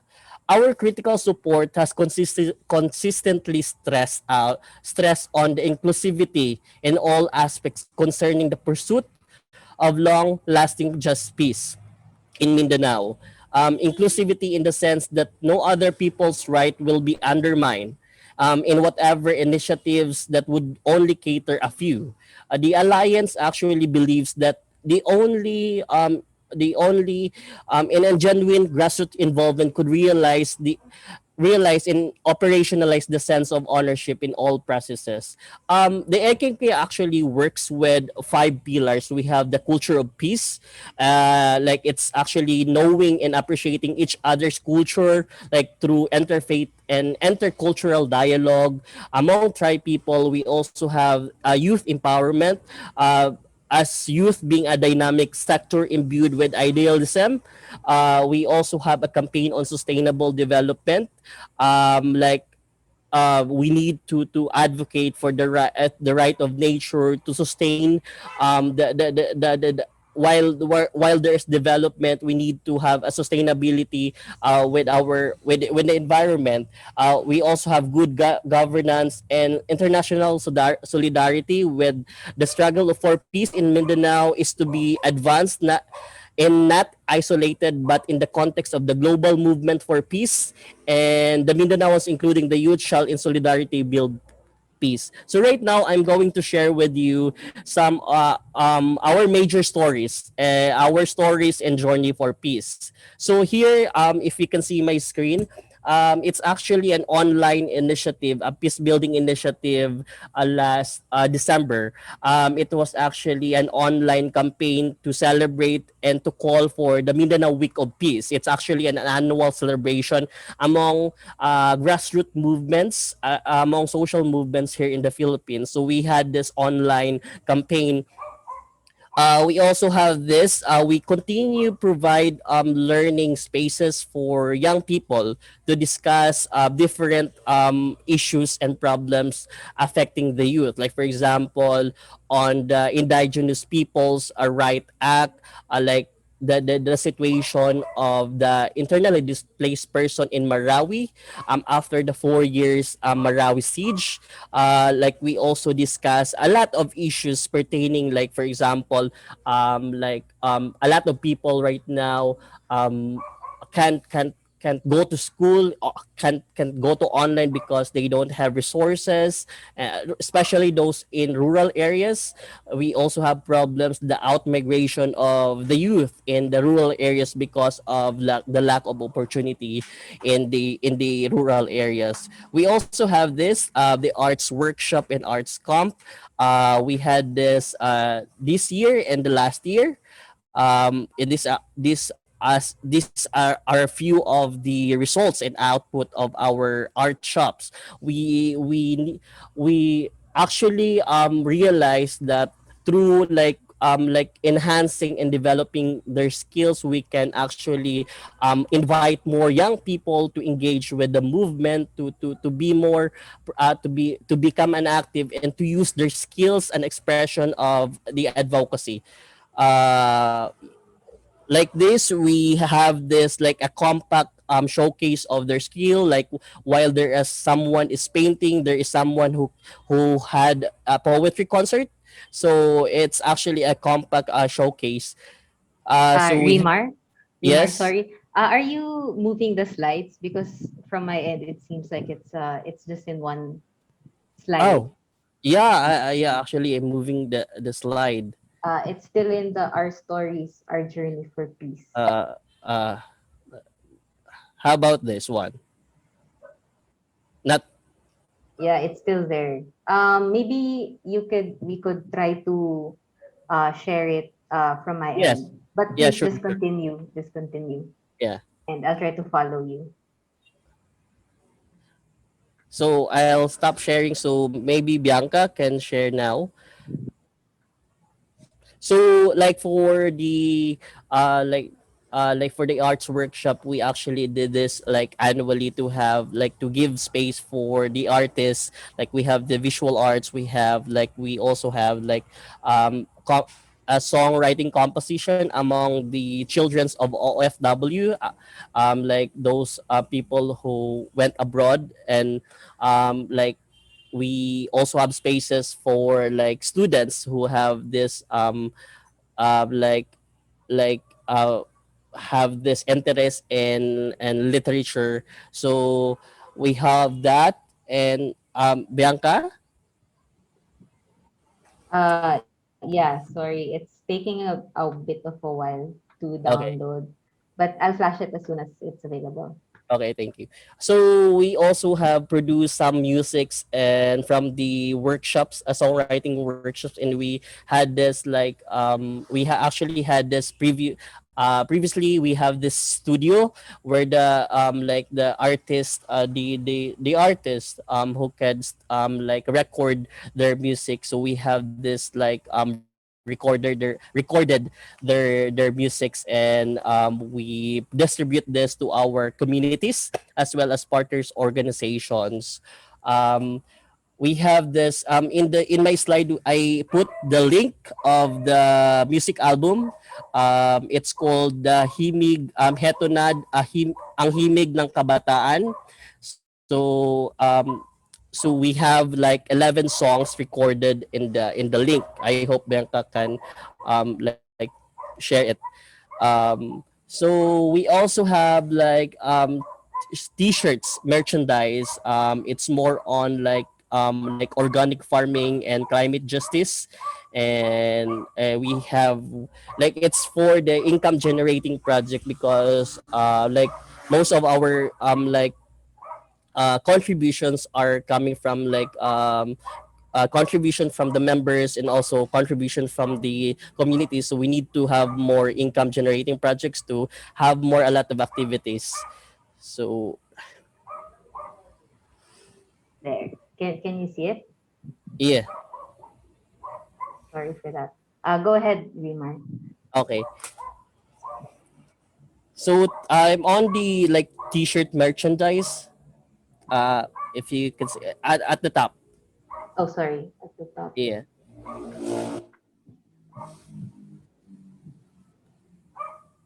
Can you tell me which? Oh, Yeah, this one. sure. Okay. Yeah, yeah. Okay, thank you. So that's one.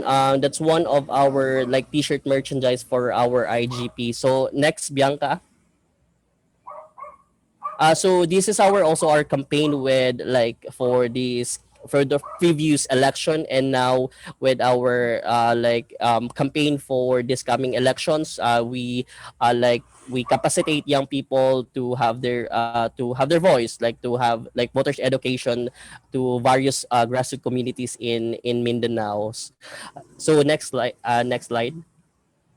So these are our online like webinar. It's installed two webinars. So we focus on the climate crisis and COVID and how the indigenous people, the grassroots communities, as well as the youth impacted this the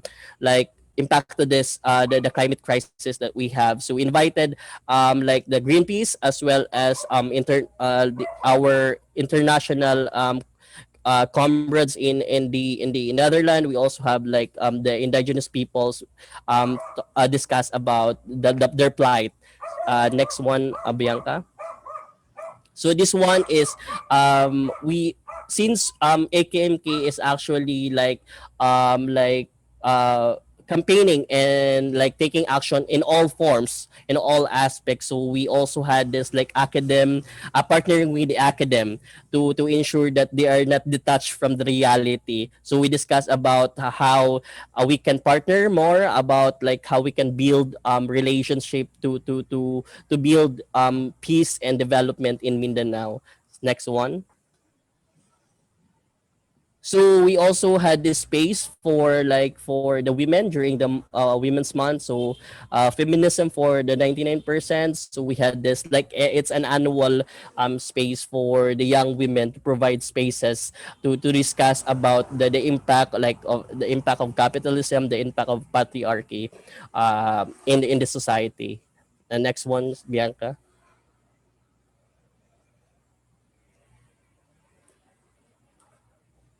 So this one. So next one.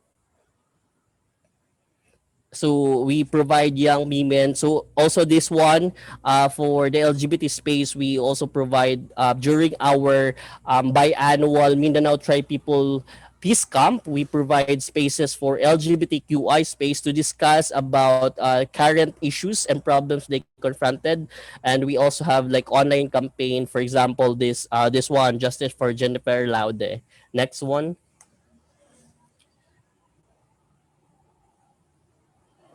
So this is our major activities. The Mindanao Tri People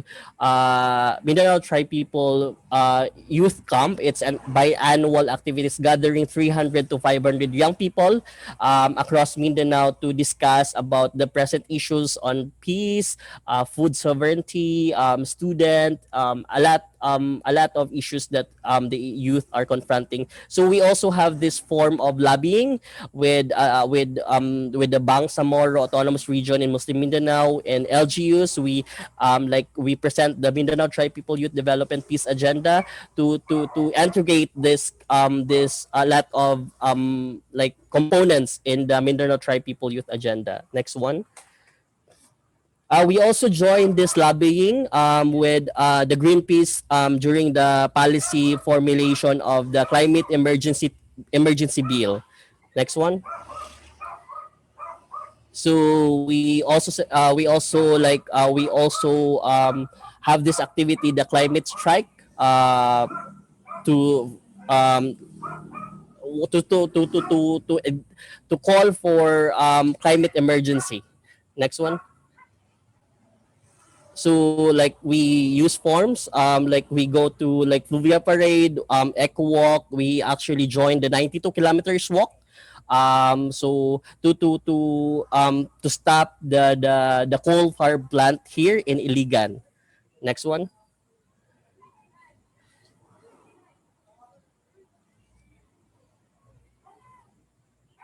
So this one, it's a climate, it's a human rights.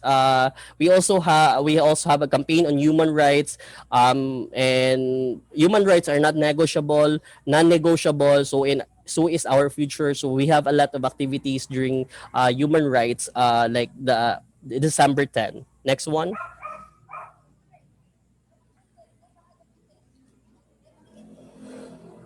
So we had this recently, the Kalilintad sa Ramadan, a solidarity initiative. It's during the Ramadan. So we provided 8 communities in Mindanao to have this to have this solidarity with our Muslim communities. Next one. So we are not only doing campaigns, we also have humanitarian response. This is during the conflict in Iligan, like in last June. So we provided humanitarian assistance. Next one. So this is our like recently the May 1 initiative. So it's a mobile community pantry from the farmers to workers. So it's our way of celebrating and celebrating the May 1. Okay. Remar, can Hmm? we wrap up? Yeah, So because since we have some more presenters after. yeah, sure, sure. So right now like the AKMK can you go to the next like 5 slide? This one? No, the last 5 slide. The Oh, like okay. the words. Okay. Yeah. Oh, this one. The next one. Yeah, that's one. So I think can you go back to the well rooted.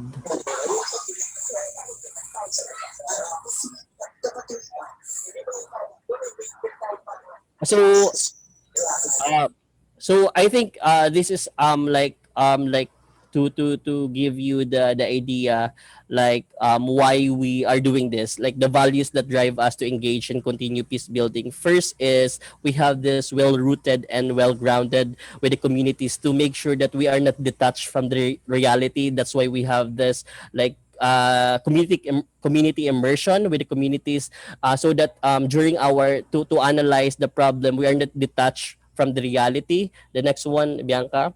So we also have this accountability. We make sure that we are accountable with the communities whenever we are doing like a campaigns or advocacy.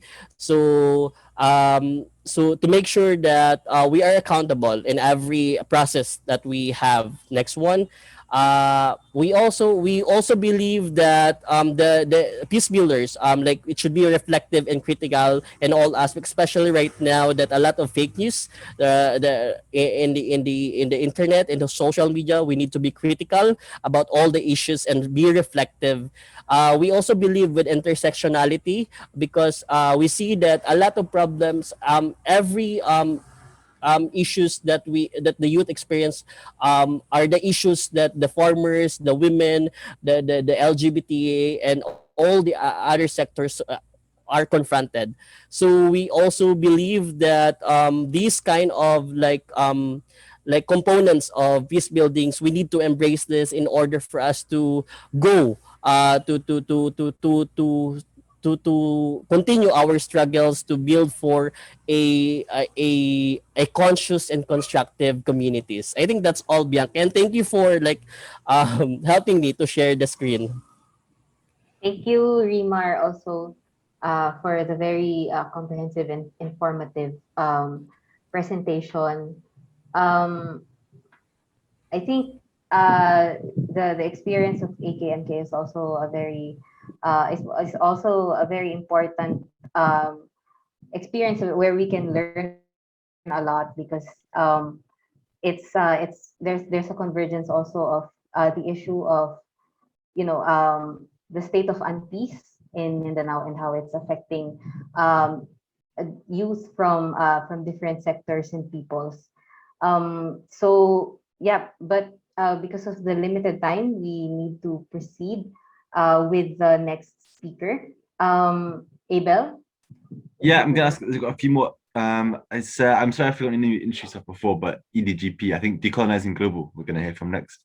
Yeah, Okay. I think I can go after Leomar, Kuya Leomar. He brought me in here. I think he should go first. Laban ng masa. Oh, sure. Okay. Maybe Lemar can go first. Hello, can you guys hear me? Yes. All right. So I don't have slides. I'm sending you love and solidarity from the Philippines. We're 1 year and 2 months away into our COVID lockdown, which is one of the longest, if not the longest. We have 1 million cases, almost 20,000 deaths, and rising amid systemic neglect. And how we got to this point is because for the majority of the life of our democracy, the Philippine electorate has been coddled. We are sold platitudes and made to focus on persons. Our parties in the Philippines have no ideological backbone except desire to preserve the neoliberal status quo. And there's generally a lack of a deep discussion of politics and the social issues which affect us all. So Laban ng Masa aims to present a programmatic approach to the national political conversation, and our program lies on several principles. The first is a democratic collaboration between different sectors of society, especially marginalized groups. So we believe it's important to hear from labor unions, youth groups, some of which are our partners today, LGBTQ and women's groups, and Muslim comrades, AKMK, which just spoke up recently. Second is a lack of hesitation to speak truth to power. We are happy to call out both major political blocs, not only the current fascist regime, but also the opposition, who has also been complicit in past regimes, and the plutocrats who pour money into politicians and sometimes go into politics themselves primarily for self enrichment. So we are centered on the idea that no one is too powerful for us to call out their abuses and their general lack of regard for their fellow human beings. But I think thirdly, what we present is a systemic analysis, a linking of issues, and an attempt at ideological coherence. So earlier mentioned in this forum is a discussion about overfunding of military and police. And we believe this carceral approach, aside from being bad on its own, is also depriving other more important sectors of much needed funds. And as such, we call for a halving of the force of the size of both the military and the police. We also see that neoliberalism results in the lack of opportunities and just generally a lack of investment in basic needs of people, which results in an overemphasis of exporting labor and the corresponding abuses to our Filipino workers. So Laban ng Masa is looking to link up with other groups to deepen our platform. I'm going to send you a link to our 25-point agenda soon. As we aren't likely to get out of the COVID situation anytime soon in the Philippines, social media is likely to be a very cogent part of the platform. And as such, we want to maximize our unity and solidarity with other groups. So that's all from Laban ng Masa. Thank you so much.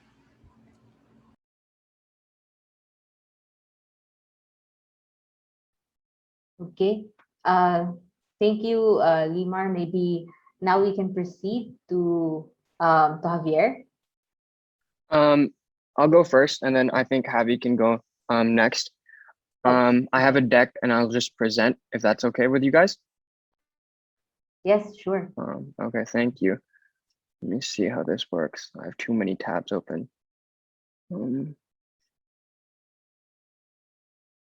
Okay. Let me see. Can you guys see my screen? Am I audible? Yes, we can see the screen. Okay. Hey, everybody. Thank you for the platform. Thanks to AEPF for organizing this and Laban Masa for sharing this. I'd like to especially shout out Kuya Leomar for sharing this. I was only able to get into this room because he shared it on Facebook and I joined 大家好，我是庞海利。I'm Harry Progress. I'm Filipino American, but also have a strong background in China. I'm the founder of Decolonizing Global and Sea Peace, which is a double entendre for Southeast Asia and the sea.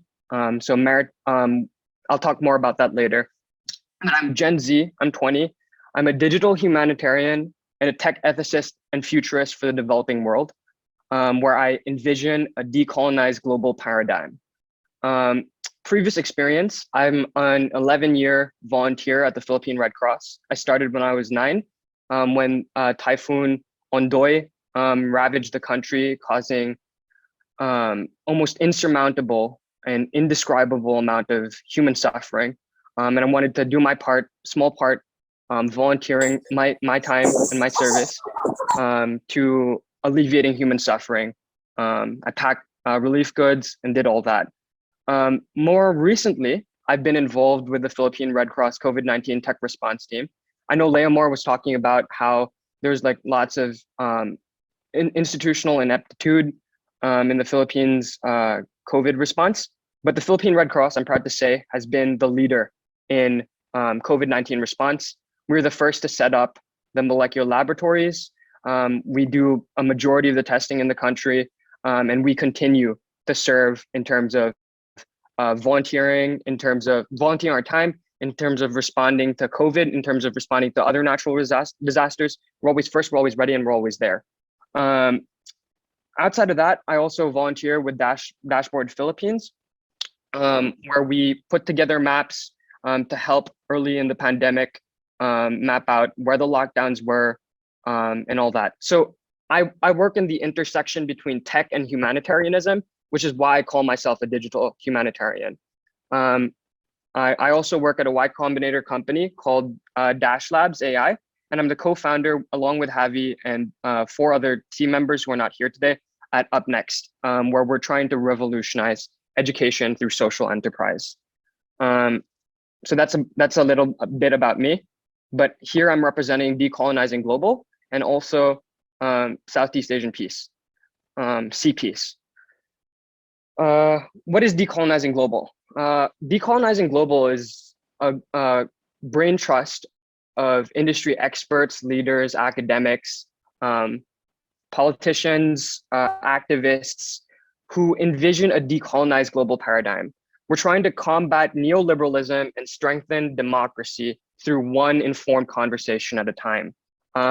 We have several aspects to this. There's a Clubhouse group. If you want access to this, just DM me. I'll send more information later. We also have a Facebook page where we share information, articles, all that is relevant to combating neocolonialism. And we also have like specific subtopics on education, healthcare, green industrialization, and all that. So I'm really glad that I'm a part of this today to help be one of the catalysts for connection, talking about activism and envisioning a better future paradigm for Generation Z and for future generations. I'm also representing today Sea Peace. We're against the territorial, aggressive, and illegal activities in the West Philippine Sea that China has been doing with its People's Liberation Army Navy and with its maritime militia. In cooperation with Senator Gordon, who's also the chairman of the Philippine Red Cross, we put together a petition and a call to action on change.org. I'll link you to it later in this in the chat. But the goal is by the end of this year, we have at least 1 million signatories to this petition. And if you want to contribute to this, we've put together these hashtags, hashtag erase the 9 dashes, referring to the 9-dash line, hashtag freeing our seas, hashtag decolonizing the Philippines, hashtag decolonizing ASEAN, and hashtag decolonizing global. So this is more about the petition we put together. Please do sign it. I will send you a link once I'm done presenting. And yeah, I'm Harry Progress. I'm envisioning a decolonized global paradigm, combating neocolonialism and strengthening democracy. These are my details. And you can connect connect with me on my social media at legendharyp, or if you want to do via email, it's harry@decolonizing.global. I'm Harry. I wanted to keep that short and sweet. Nice to meet you all, and thank you for giving me the platform and the opportunity, guys. Oh, okay. Thank you, Harry.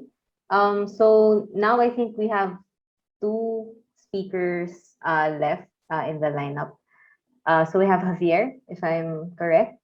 And then Lilac Purple Action for Indigenous Women's Rights. So those were the organizations and the individuals that expressed interest to speak during this open mic session. So maybe we can go next with Javier. Yeah, thanks for having me. Thanks so much for setting this up, Bianca and Abel. I'm going to share my screen as well. I'll definitely keep this short and sweet for everyone as well.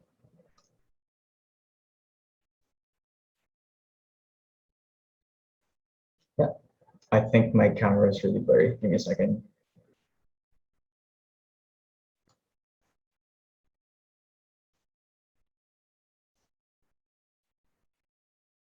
Okay, can everyone see my screen? Can you guys see my screen? Yeah, we got you. Okay, great. Yeah, so hi, my name is Javier. And like many of you guys here, I have a lot to say about the traditional education system. Just for context, I'm 21, Gen Z, and as someone who grew up in the Philippines with this outdated and irrelevant education system with a bad curriculum, the problem I realized, even when studying abroad, even when I was doing all of these other vocational education programs, the problem is that a lot of students don't have an alternative to get the connections and curriculum they need. And these two things are really associated with the traditional university system. So, like many of you again, I'm trying to do my own thing, something about this. And that's the perfect place where I can introduce Up Next. And so to give you guys a one-liner, Up Next is the best version of Zoom University. What I mean by that is we're a community that hosts cohort-based programs to help young and driven people build their projects and future careers together. Whether that's being a founder of a startup or being a founder of a social movement, an NGO or a social enterprise. And even beyond founding, we help students become creators, researchers, and we even help students who are trying to figure out what they want to do through our community and our programs. And our philosophy is something that's really close to my heart, which is building projects and doing meaningful and learning meaningful things by doing so. And I guess I can give you a glimpse of what our community is. So again, we host what we want to be is Up Next is where driven students learn skills and start projects outside of traditional systems. Again, we provide the community curriculum and mentorship required. And we have tons, and we plan to launch tons of courses. We already have launched our first course. And students in our program, they're really able to build these great projects with another. Students who wouldn't have had these connections with each other to build really their projects or movements together. And I guess I can talk about our community. So, thanks to, I guess, a lot of networking and a lot of good faith as well, we're supported by a ton of great people. You see YC, Y Combinator founders, Google, ex-Facebook. These are people who really believe in our mission of creating an accessible and meaningful education for everyone.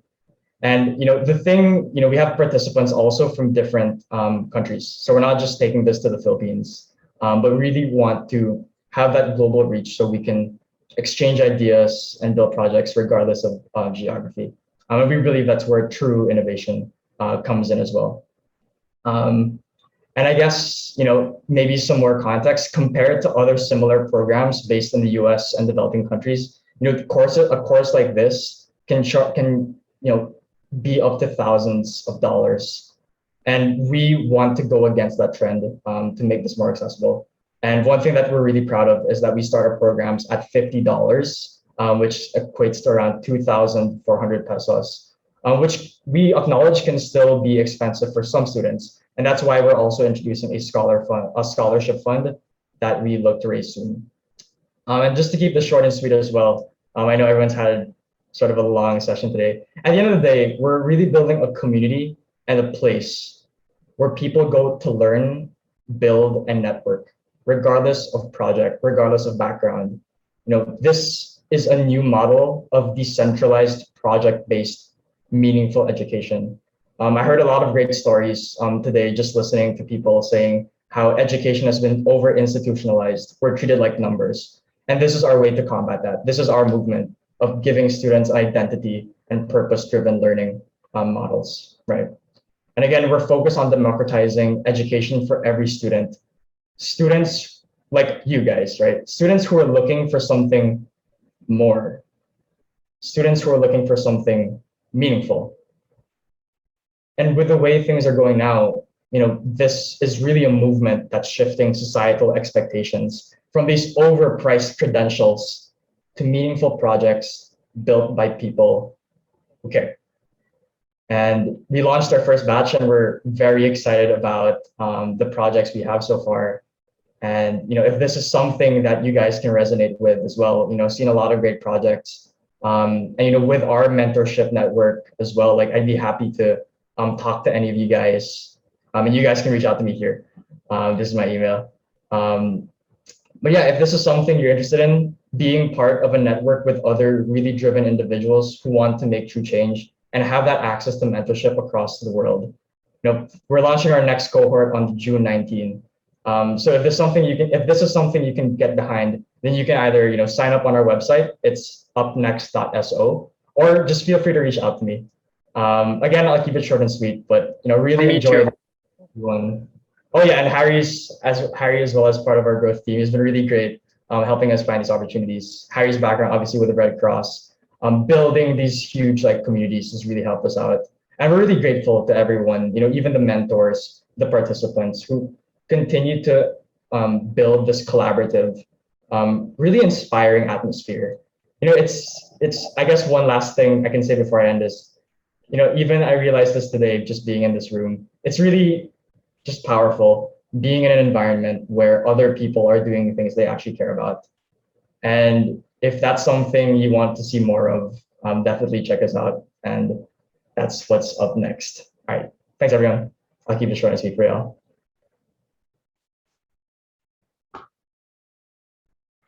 I feel free to ask any questions, I guess, but yeah. Okay. Thank you, Javier. But due to time limit, maybe if there are further questions, we could just send it directly to the speakers. Since we still have two in the lineup, LILAC, Purple Action for Indigenous Women's Rights, and also Milk Tea Alliance. So for the representative of LILAC, we have Kat Magtoto. Kat, maybe you can introduce your organization and also yourself. Hi. I'm also with Abby, my sister in Lilac. So maybe she would want to share also if I miss out on anything. But to introduce myself, my name is Kat. I'm from the Philippines. And yeah, I'm a member of Lilac. I am a feminist. And Lilac is a collective of uh, anthropologists, environmentalists, women human rights defenders, indigenous women, lawyers, we, basically women of different backgrounds and expertise. And we've all come together to share the common goal of supporting indigenous women in their struggle for their rights. LILAC is also partnered with young indigenous women, and through our partnership, we've assisted them. Some of our programs with them, like we've assisted them in the formation of a collective of young indigenous women from different indigenous communities called KK Pinay, or Katutubong Kabataang Pinay, young indigenous women collective. And through our continuous communication with them, I hope we could. I hope we could have had them speak here to share their issues themselves. But let me just share what they shared with us also. So just as what Spark shared with us, um, amidst all of those circumstances that um, we've they've shared us with us about the problems with education in the Philippines now. This circumstance has created additional challenges for young indigenous women, especially because indigenous peoples are usually located in geographically isolated and disadvantaged areas. Their ancestral domains are located in those areas. So the new mode of learning, the modular classes, has been very challenging for them. And it's also been a burden for their parents, as they themselves, many of them do not know how to read and write, but they are expected to teach their children at homes. Many of our partner young indigenous women cannot afford the gadgets needed for this new mode of learning. And because they're located in geographically isolated and disadvantaged areas, usually there is lack of access to or no network signal or internet connection in their areas. So many of them dropped from their classes to help in farming and in their communities, and some have engaged in domestic work. Others chose to marry also instead of studying. Another problem that adds to or exacerbates in young indigenous women's situations have been the red tagging or the labeling of environmental human rights defenders as terrorists and persecuting them. So if we are aware, in 2019, the Philippines was actually declared as the most dangerous country for land and environmental rights activists because of the number of killings in our country. Um, and many of those were indigenous leaders who were vocal about large scale extractive industries destroying the environment and their destroying the environment and affecting them directly, because these extractive industries are usually located in their ancestral domains. Also, the recent lifting of the mining ban in the Philippines, the open pit mining, has been a challenge for many young indigenous women, as um, it has been a common pronouncement for the government here in the Philippines that mining will be used to spur economic progress amidst the pandemic. But indigenous peoples carry the burden or the costs of these development projects. So maybe Abby would want to add also. Are you there, Abby? Sorry. Okay, so let me just share some of our initiatives or some of our support activities for young indigenous women. So um, we've conducted trainings with them on digital campaigning, about campaigning, using online platforms for campaigning and advocacy, identifying misinformation in the internet, and digital security. also we've organized activities together to conduct relief operations under our initiative called Babayanihan, our COVID-19 response for indigenous women and their communities, because indigenous communities right now are experiencing food insecurity and income insecurity because of the effects of the pandemic and the lockdowns and the lack of government support going into indigenous communities. We've also supported young indigenous women in accessing information by providing them with cellular phones and other communication needs. So there, maybe Abby would want to add if she's there. Okay, that's all, Bianca, for me. Thank you. I would also want to say thank you for all those who've shared. It's been really sad to hear the violence, the repression of the youth, but it's been really inspiring also. And it's really proven, it's really showing right now how we are active social agents of development. Okay. So thank you so much, Kat and Lilac. So Abby also has some additional input in the chat box. So we can all maybe refer to that. But due to time limit, we need to proceed to the last speaker from Milk Tea Alliance. Hello, am So I audible? yes, yes. Hello, good evening, everyone. Actually, may I be able to share screen? May I share my Yes, screen? yes, please go ahead. Okay.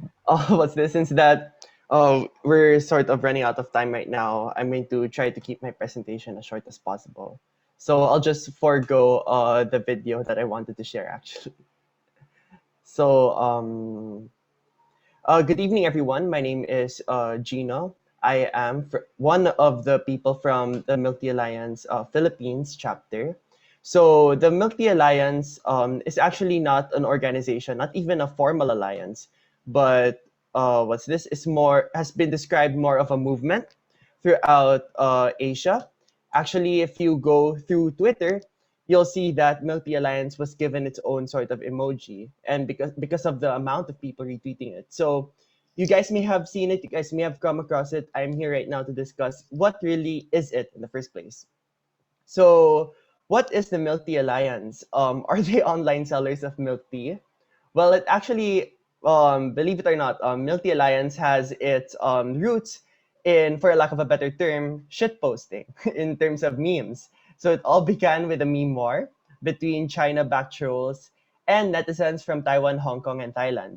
So basically, people from uh, Chinese fans were not happy that the star of a BL series, Bright, and his girlfriend, Nevi, liked a photo saying, like the photo that's saying Taiwan and Hong Kong were countries. And so China government trolls immediately pounced on this and bullied the Thai actor and actress. So obviously, fandoms, being the very passionate people that they are, immediately defended these actors and actresses. And the Chinese the Chinese trolls, sorry, the China government backed trolls actually tried to retaliate by insulting the Thai government. But this, of course, did not really affect the Thai people, since that they do agree that their government is quite bad. So fandoms, youth activists, and ordinary citizens from all these three countries united not only to fight the troll, but eventually support each other's movements. So there were various drafts, I think, to call what this new sort of newfound solidarity was between the three countries, and they figured out that what they really had in common was milk tea. After all, everyone likes milk tea, right? So from a mere meme online, it became one of the what's this? Became it has become one of the largest platform for online solidarity, especially in terms of pro democracy and pro human rights, and has now expanded to Myanmar, who are now the most active people in the Military Alliance. And we also have people from Tibet, East Turkestan, or Xinjiang, the Uyghur Muslims. And we also have Indonesia and Malaysia that started right around the same time that the Philippines, the Filipino counterparts decided to organize themselves. So next. So what is the Milky Alliance? So you'll see as well online a lot of pro CCP tankies or pro CCP quote unquote activists um, are calling us CIA funded, NED funded. And some Filipinos think that the Milky Alliance is associated with the Liberal Party of the Philippines. So as an organic online people's movement, it's actually leaderless. Even we in the Milk Tea Alliance Philippines, we just call ourselves that, but we cannot claim to be the sole legitimate Milk Tea Alliance chapter here. In fact, another active Milk Tea Alliance org, I believe, here in the Philippines is Young Progressives Hub, who we also have worked with in fundraising for Myanmar. So it belongs to the people and is headed by everyone. So it's similar to the Fridays for Freedom movement that's actually happening right now in Europe, I believe, and being spearheaded by Now for Humanity. So it's very similar to that. And anyone or any organization is already hashtag Milky Alliance as long as they believe in human rights and democracy for all, stand with marginalized people and the masses. We always reiterate that we do not stand with, we do not, although we collaborate with certain political figures, we do not necessarily stay loyal to what's this to a mere political figure or party. So we believe in equality amongst all people, no matter of race, gender, ethnicity, creed, or association. So it has to be a safe space for all, especially the fact that Milk Tea Alliance was started by LGBTQ Thai netizens, along with Hong Konger and Taiwanese netizens, I believe. So, and that they do not, of course, simp or sort of defend dictatorial and genocidal regimes. So it's very easy actually to get into the quote unquote Milky Alliance. So it just starts with the use of a hashtag. It's a very online savvy movement. And we usually use this hashtag in the Philippine context when we want to raise awareness about what's happening either abroad to here in the Philippines or what's happening here in the Philippines to abroad. And our counterparts in Malaysia and Indonesia do the same. Since that the Milk Tea Alliance is just starting to bud in these countries. Meanwhile, in Thailand, Myanmar, and Hong Kong, instead of having to type hashtag what's happening in Myanmar, hashtag what's happening in Thailand, hashtag what's happening in Hong Kong, usually it just falls under this banner, hashtag Milk Tea Alliance, when people want to raise awareness about an issue, when they want to organize a certain event, they just use this.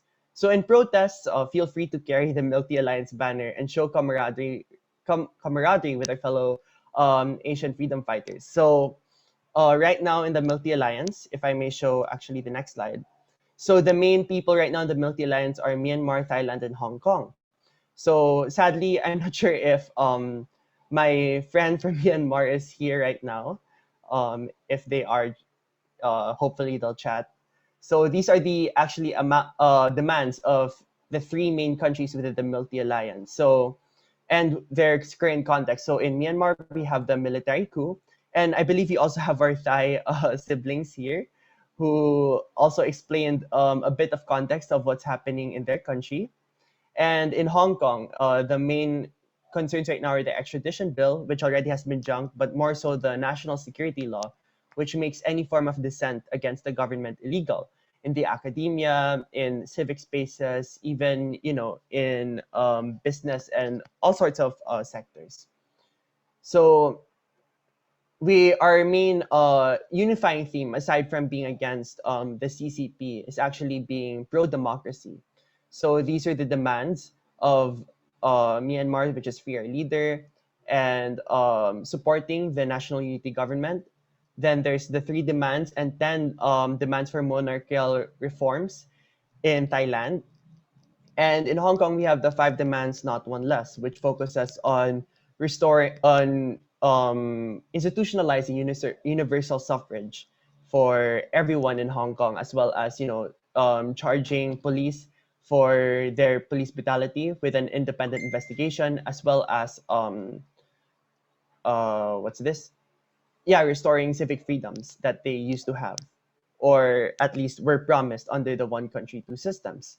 So these are the various issues right now that actually face the Milk Tea Alliance. So in a way, we also was this. That's why I was very glad when I heard about EDGP through this forum, focusing on the decolonizing Southeast Asia, since that this is very much one of the main goals of the Milk Tea Alliance as well, especially here. when we. Oh yes, you're For- there. So yeah, what's this? Hopefully we can collaborate, and actually, a lot of issues within the Milk Tea Alliance, such as gender and climate and indigenous peoples' rights. These are also very important, no? So we really would like to work with everyone here in helping platform these issues. So these are the various issues that we face, moving the Milk Tea Alliance to a more progressive stance, and thinking beyond the anti-China, pro-US coupling. So what's this? It's a problem that we've faced in the past is that a lot of people, especially I believe in Hong Kong and Taiwan, in the wake of Chinese aggression, would tend to sort of become vehemently pro-US government, which is of course what we don't want. What we want is independent foreign policy for these countries to respect our sovereignty, for these countries to respect our human rights and our sovereign rights.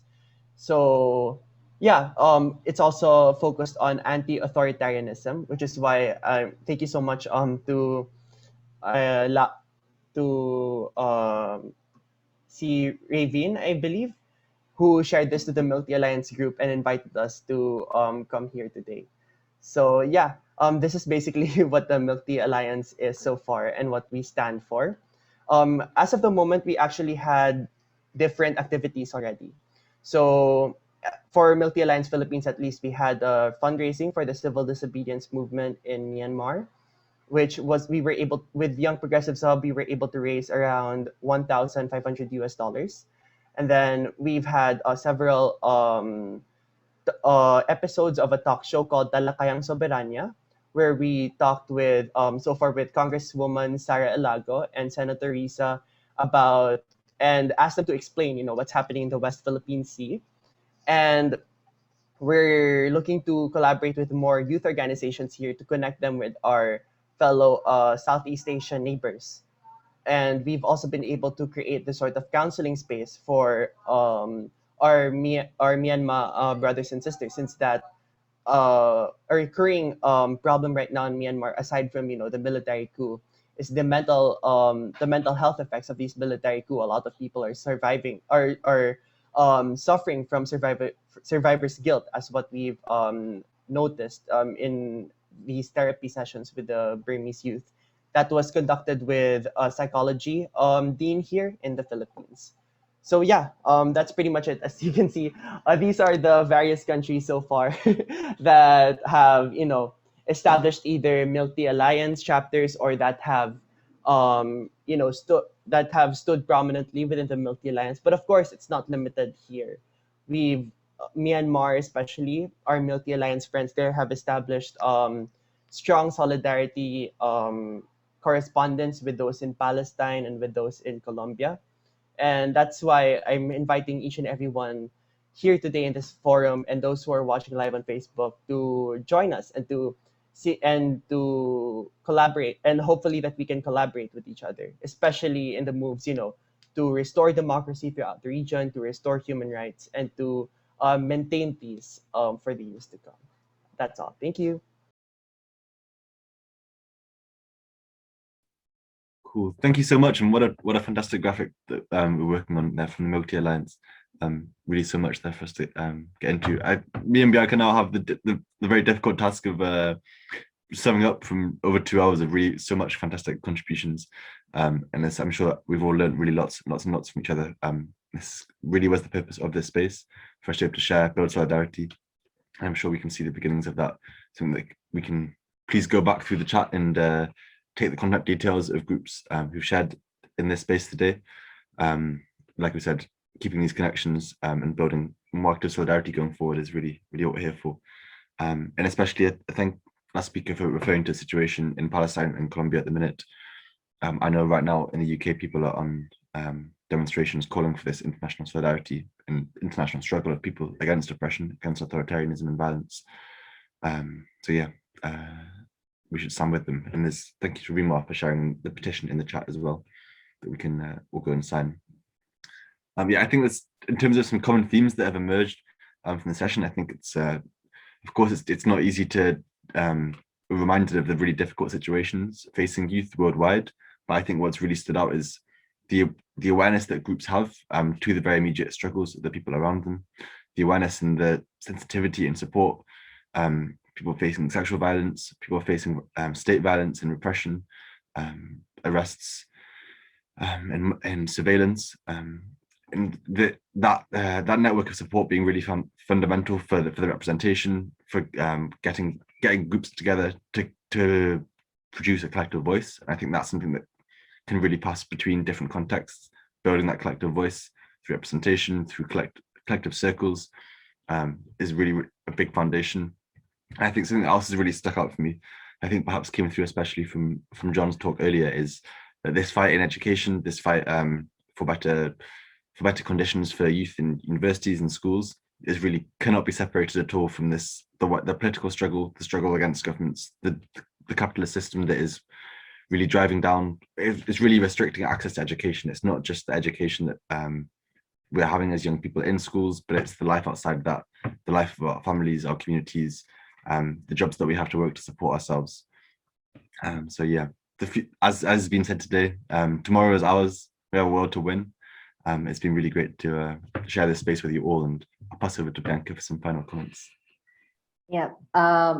Yeah. Thank you, Abel, and thank you everyone for your very active participation. I've been monitoring the group chat the whole time, and I think I've seen a lot of like enthusiasm from the youth groups, and support, expressions of support for one another, and we really want to thank you for that, for all the insights you've shared.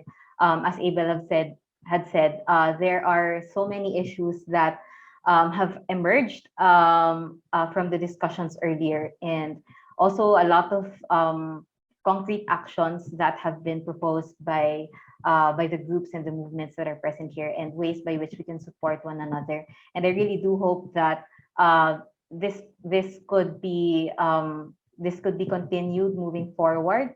And I'm hoping that the initiative doesn't necessarily have to come from the organizers of this open space. It can come from anyone, because I've seen a lot of groups express that they see the importance of a platform like this. And I think what's clear from all the discussions a while ago is that despite the fact that the youth are dispersed across different sectors, peoples, classes, geographies, I think what's clear from all the points that were raised a while ago and that have been shared today, and from all the youth uprisings that we have witnessed over the past years, is that we're all confronting problems that are essentially rooted, in the broken and unjust systems that have been handed down to us, and that majority of us have to endure or suffer from in our day-to-day lives. A lot of us are expressing rage and standing up against the commercialization of education, absurdly low wages, job insecurity, especially in the middle of a pandemic, against ridiculously high costs of living, intergenerational poverty and landlessness, climate injustice, decades of militarization of communities and learning spaces, and of wars waged by those in power, and in which our families and communities are being caught in between, and of discrimination and violence on the basis of gender, race, and class, So although cross-sectoral or cross-border solidarities aren't always manifest, the fact that many of the youth present here and those who are not here as well are choosing to stand up against these systemic issues is indicative of a collective and generational rejection of the unjust systems that have been forced upon us. So the question, of course, is how do we strengthen or institutionalize those cross-sectoral, cross-border linkages and solidarities from the initiative that we have started in this open space under the AEPF, or how do we broaden our reach despite the geographical challenges. And so I guess that's a question or a conversation for another time. And actually, in the webinar tomorrow, we're actually going to have that open space to discuss those ideas, although it's a bit limited. But we're also looking forward to opening more spaces like this, even beyond the AEPF.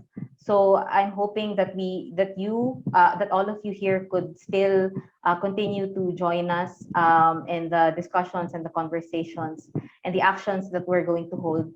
And tomorrow, during the webinar, we're going to talk about specifically the issue of academic freedom and how different political, economic, social, and cultural institutions are impinging upon academic freedom, and how youth and students and faculty from Asia and Europe are continuing to struggle for academic freedom and other human rights. So we're hoping that you could join us for that discussion and also participate in the youth forum. I mean, in the open space or the open forum after the webinar. So despite the limited time, and yeah, we're hoping that we could continue this effort moving forward. And yeah, see you all then for tomorrow. Thank you, everyone. Thank you so much, everyone. Take care, everybody. Thank you. Thank you. Thank you. Thanks, Susan. Thank you, guys.